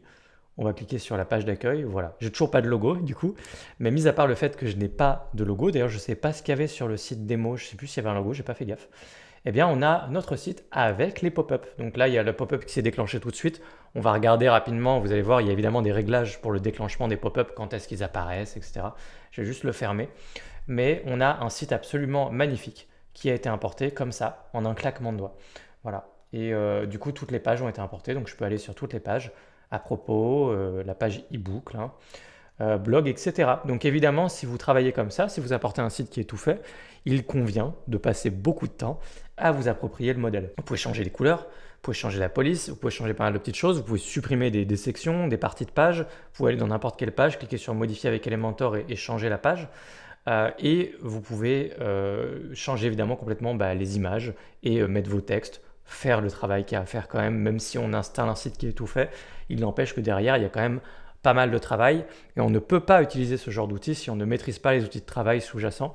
Vous êtes obligé d'apprendre à utiliser Elementor pour utiliser des outils qui vous permettent comme ça d'installer un site en claquant des doigts. La vérité, c'est que c'est un raccourci qui n'en est pas un dans la mesure où vous êtes obligé d'être capable de modifier le contenu derrière. Donc, on a appris Elementor et maintenant que vous avez appris Elementor, vous êtes capable d'aller sur n'importe quelle page, cliquer sur modifier avec Elementor et faire le travail de modifier tout le contenu en allant absolument partout. Vous cliquez et vous faites tout ce que vous avez à faire. Et maintenant, si on retourne dans le theme builder, qu'est-ce qui s'est passé dans le theme builder? Je vais retourner dans ici constructeur de thème. vous allez voir que c'est intéressant. On a plein de modèles. Alors évidemment, il y a d'abord les pages. Donc là, juste si je quitte complètement le Elementor, on a toutes les pages qui ont été importées ici. Donc vraiment, c'est juste les pages, hein. C'est les différentes pages, page contact, etc. Et si on retourne dans modèle et theme builder, il y a vraiment les parties, certaines parties qui ont été installées, comme un modèle de page 404, qu'on peut vérifier à tout moment en inventant une page. Donc je vais faire ça par exemple, toc. Et comme cette page n'existe pas, cette page normalement devrait... Ah oui, c'est une page que j'ai eu un doute pendant la vidéo, mais c'est totalement une page 404. Donc c'est ça leur modèle de page 404. C'est écrit error 404. Vous voyez qu'elle est sympa, hein, leur page. Mais vous aussi, vous pouvez faire une page comme ça en fait. Vous avez toute la liberté du monde pour faire des pages 404 des fois en mettant des petites blagues dedans. C'est quelque chose que je vois souvent. Voilà, donc tous les modèles de pages, header, footer, blog, etc. ont été importés. Et là, regardez, j'ai toujours mes anciens modèles, ils sont toujours là. Et donc si je vais dans header, vous voyez le côté header builder, c'est qu'il peut y avoir en fait les différents headers que vous avez. Et certains sont publiés, d'autres pas. Celui-là, il est utilisé justement. Instance Entire Site. On voit ici que ce header est actuellement utilisé sur tout le site. D'ailleurs, la petite icône verte qui nous le montre. Alors que ce header-là n'est actuellement pas utilisé. Si je voulais l'utiliser, je pourrais cliquer juste ici sur Edit Condition, Add Condition, et je pourrais l'utiliser uniquement sur certaines parties. Je vais l'afficher sur une partie. Attendez, on va choisir ensemble. Je vais l'afficher sur la page contact. On va dire que sur la page contact, on a un header qui est différent et je vais mettre ce header-là. Ça vous montre un peu la puissance du theme builder, du constructeur de thème dans Elementor et du genre de choses que vous pouvez faire. Ici, je vais viser sur Singular. Ensuite, on va viser une page et je vais aller chercher cette page. Je vais prendre la page contact. Save and close. Voilà, donc maintenant, ça c'est utilisé sur tout le site. Et ça, qui s'est automatiquement mis au-dessus, parce qu'en fait, comme le réglage est plus précis, il a forcément la priorité. Ça veut dire que sur la page contact, ce sera ce header-là. Sur le reste, sur lequel il n'y a pas de truc plus prioritaire que ça, ce sera notre header par défaut. Donc là, je vais sortir du theme builder. Je vais me balader sur mon site. C'est toujours mon header normal. Toujours mon header normal. Toujours mon header normal. Et juste sur la page contact, c'est plus mon header normal. Et dès que je sors, c'est toujours mon header normal. Alors évidemment, ce que je viens de faire là est très bizarre. Mais vous voyez bien l'idée. L'idée, c'est de faire des petites variations. Vous pouvez avoir un header, par exemple, avec un appel à l'action. Le bouton, par exemple, qui est différent, ou l'organisation, ou la mise en avant des pages qui est différente. Bref, vous pouvez adapter les choses et faire un énorme travail d'expérience utilisateur en fonction des différents endroits de votre site grâce au theme builder. Vous pouvez faire ça avec le footer également et toutes les autres parties template de votre site, notamment la partie blog, ou donc très très puissant. Puisqu'on était sur la page contact, je vais revenir sur cette page contact. Il y a quelque chose d'ici quand même d'assez important. Il y a le formulaire. Et le formulaire, il faut qu'on en parle parce que vous devez prendre du temps pour l'apprivoiser et apprendre à le prendre en main parce que c'est une des parties les plus importantes de votre site. C'est la partie interactive avec vos visiteurs, votre formulaire. Dans Elementor Pro, vous avez un élément formulaire qui est absolument parfait, qui vous permet de faire pas mal de choses déjà et on va apprendre à s'en servir très succinctement. Vous allez voir que c'est pas très compliqué. Donc on va aller directement dans cette page et je vais cliquer sur modifier avec Elementor. Juste avant, je vais retirer ce header là parce qu'il me perturbe beaucoup. Donc je vais retourner dans mon theme builder ici, modèle theme builder, et puis on va juste retirer ce header là. Je vais faire edit condition, c'était pas le bon. Hop là, c'est juste ici back. C'était celui-là. Edit condition et je vais le supprimer. Voilà, save and close. Ici, je vais actualiser, comme ça, il y aura plus ce header bizarre parce qu'il attire beaucoup l'attention et je voudrais pas que ça vous gêne pendant le tutoriel. Voilà. Donc maintenant, on va regarder le fonctionnement du formulaire. Regardez, si je clique sur le formulaire ici, on voit bien que c'est un élément qui s'appelle form. Et ce que je vous propose de faire pour apprendre à vous en servir rapidement, c'est de l'ajouter de zéro vous-même. On va faire une petite recherche. L'élément, il est juste ici, form. Et quand vous l'ajoutez par défaut, vous voyez que vous avez quelque chose de tout à fait propre, c'est-à-dire on a juste nom, email, message. Et donc comment il fonctionne? Eh bien dans l'onglet contenu, vous avez les différents champs, en form field juste ici. Vous pouvez dérouler les différents champs, nom, email, message. Le champ name juste ici, si vous regardez en fait, vous avez la possibilité de le changer dans n'importe quel type de champ. Et donc en fait ça c'est tous les types de champs que vous pouvez ajouter. Donc ça peut être des champs email, texte, une URL, un numéro de téléphone, des cases à cocher, bouton select, date, time, etc. Vous pouvez faire plein de choses.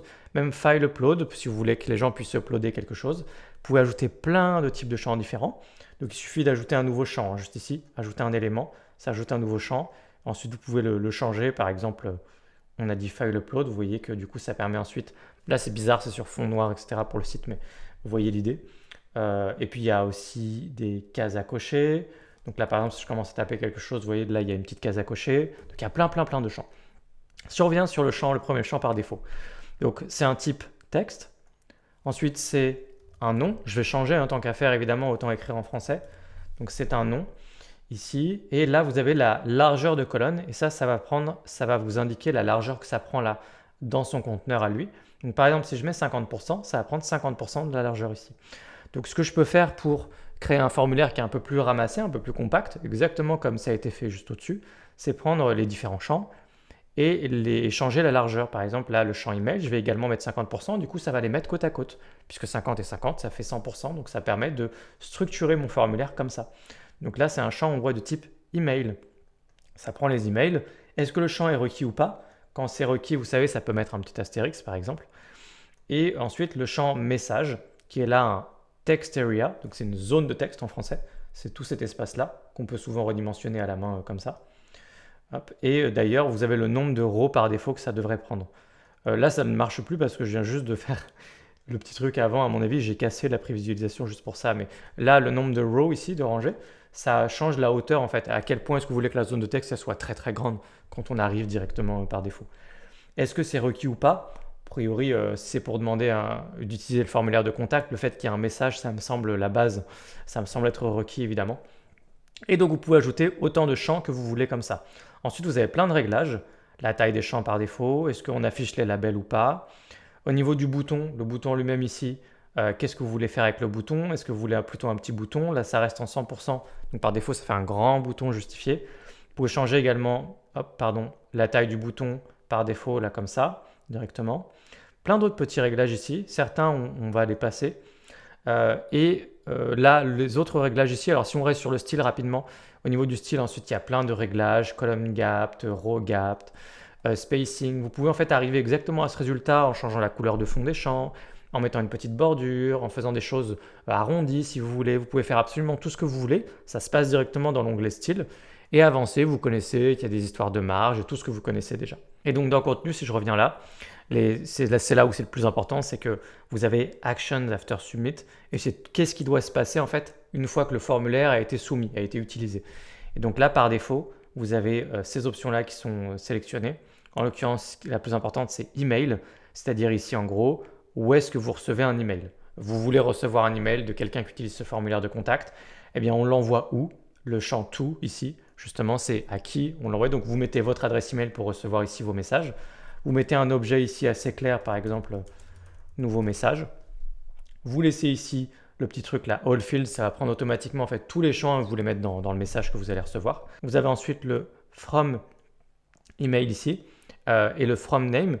Tout ça, je vous mettrai les bonnes ressources dans la roadmap directement pour vous référer à toute la partie paramétrer le fait que vous receviez bien des emails avec un formulaire de contact, la partie SMTP, etc. que je vais passer pour l'instant. Donc tous les réglages sont juste ici.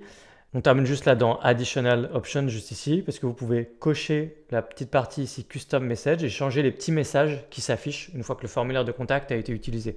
Par exemple, juste ici, Success Message, c'est le petit message qui s'affiche quand quelqu'un a utilisé votre formulaire de contact. Donc vous pouvez écrire juste ici, on a bien reçu votre message, on vous répondra dans les meilleurs délais.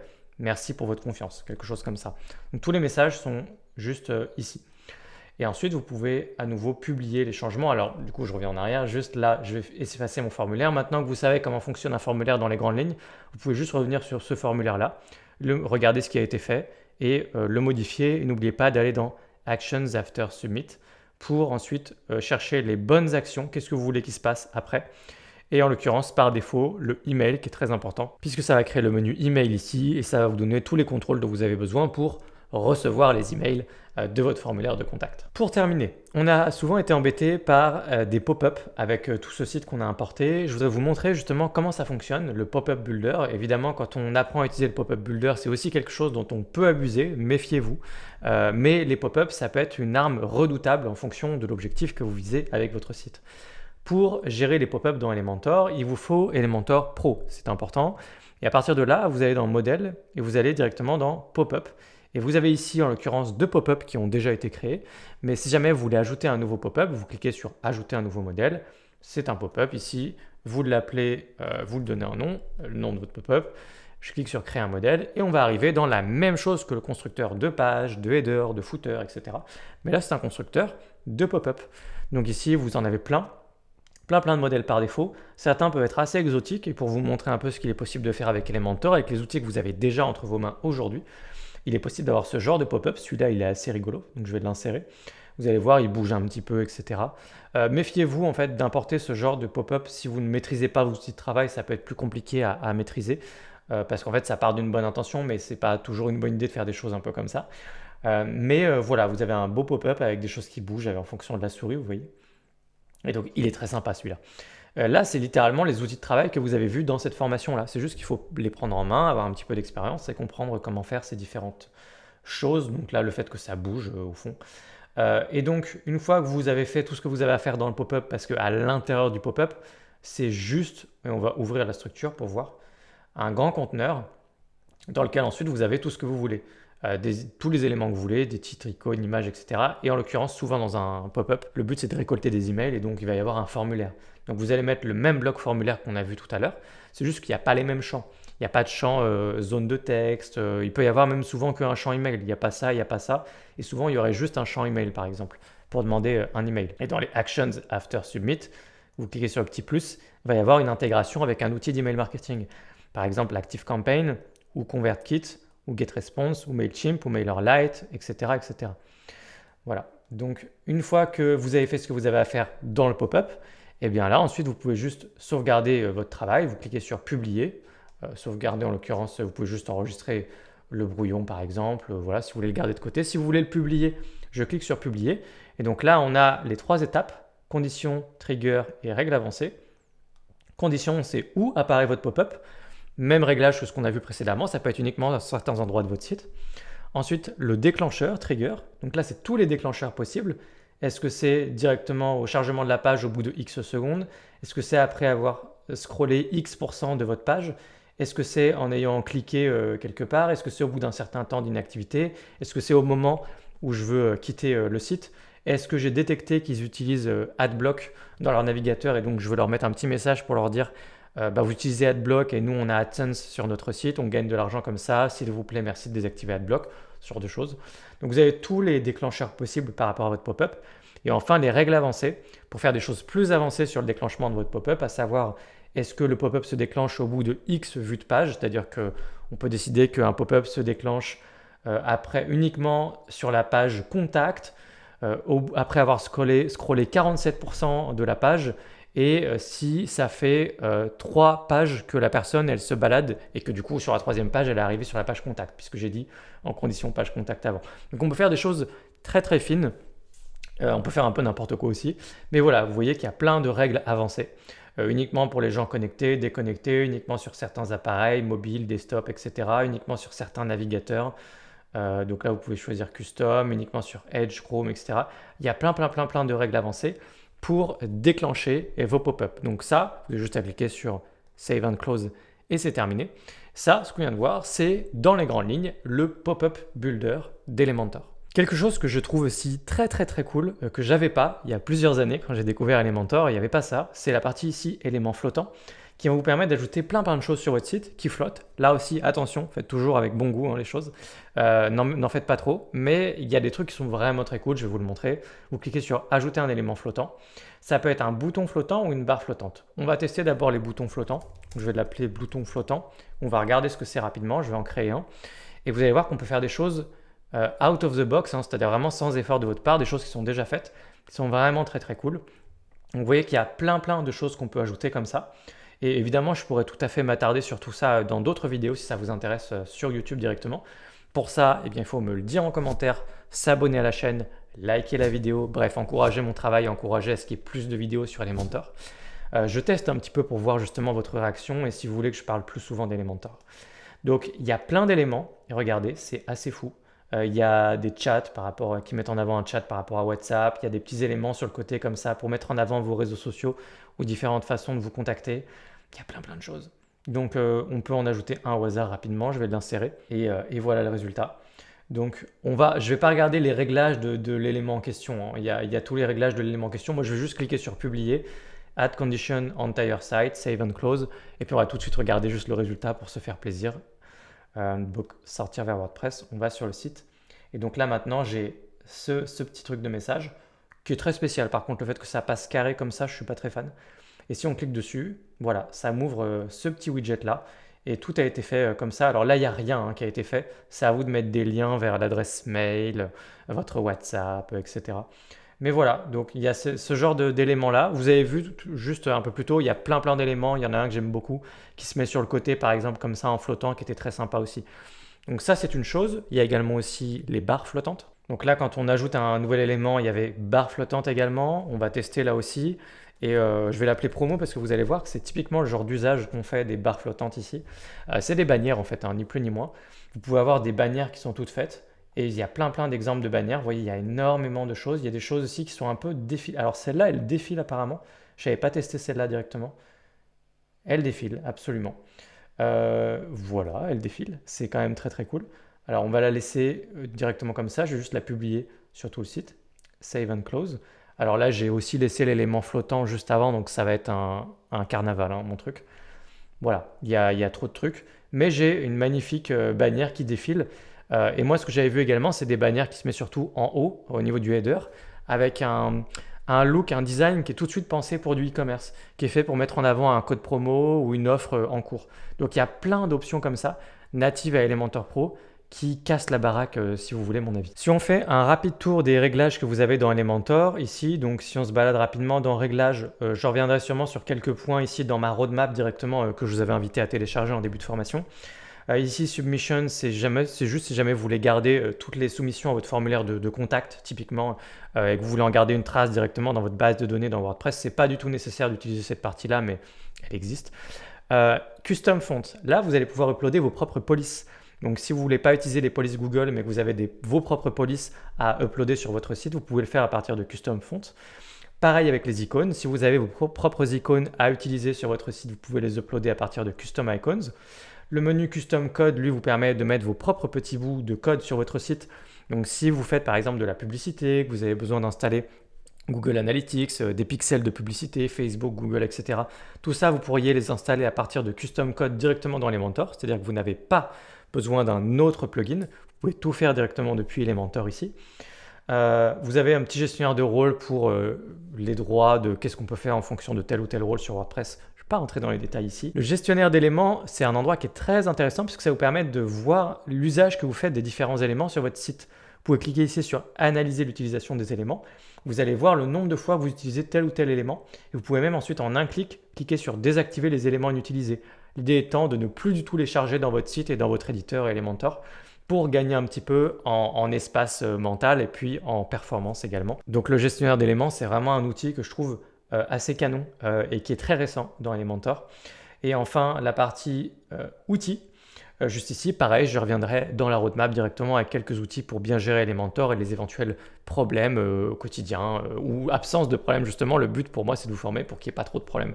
Donc voilà, tous les petits outils là, on reviendra là-dessus. Mais c'est l'essentiel à savoir. Et information système, pareil, je vous en parlerai également dans la roadmap directement. Mais je voulais juste faire un petit tour rapide des différents menus qu'on trouve dans Elementor ici. Enfin, au niveau de modèles. Vous avez l'ensemble des modèles, donc on a vu il y avait la partie Theme Builder et vous pouvez créer, vous vous rappelez, on a fait un élément global. Tout ce qui est un peu global à réutiliser sur votre site, c'est des choses que vous allez trouver directement ici en cliquant sur ajouter un nouveau modèle. Vous avez le Pop-up Builder ici, le Theme Builder là, je ne vais pas recliquer dessus, la partie avec tous les éléments flottants qu'on vient de voir et enfin la partie bibliothèque de kit pour des sites entièrement fait à importer directement. Voilà, et avec ça, on a fait le tour des éléments principaux qu'il y avait dans les différents menus dans Elementor. Cette formation touche à sa fin. Alors évidemment, elle n'est pas complètement terminée si vous avez la roadmap sur Elementor, puisqu'il y a des ressources additionnelles, comme je vous en ai parlé. J'ai rajouté des vidéos, j'ai rajouté des conseils, j'ai rajouté pas mal de choses. Foncez voir cette roadmap pour continuer de vous former sur Elementor. Et puis abonnez-vous à cette chaîne si vous voulez plus de vidéos et de contenu sur Elementor. C'est ce qu'on fera à l'avenir si vous êtes suffisamment nombreux à être intéressés. Et n'oubliez pas que si vous avez besoin d'un hébergeur WordPress digne de ce nom, eh bien vous avez Copylost. Vous allez directement sur copylost.fr et vous avez 30 jours d'essai gratuit. Vous pouvez faire vos sites Elementor directement sur Copylost. Quant à moi, je vous retrouve dans une prochaine vidéo directement sur cette chaîne. N'hésitez pas à regarder les vidéos précédentes de la chaîne pour compléter votre apprentissage sur WordPress. Je vous dis à bientôt. Ciao!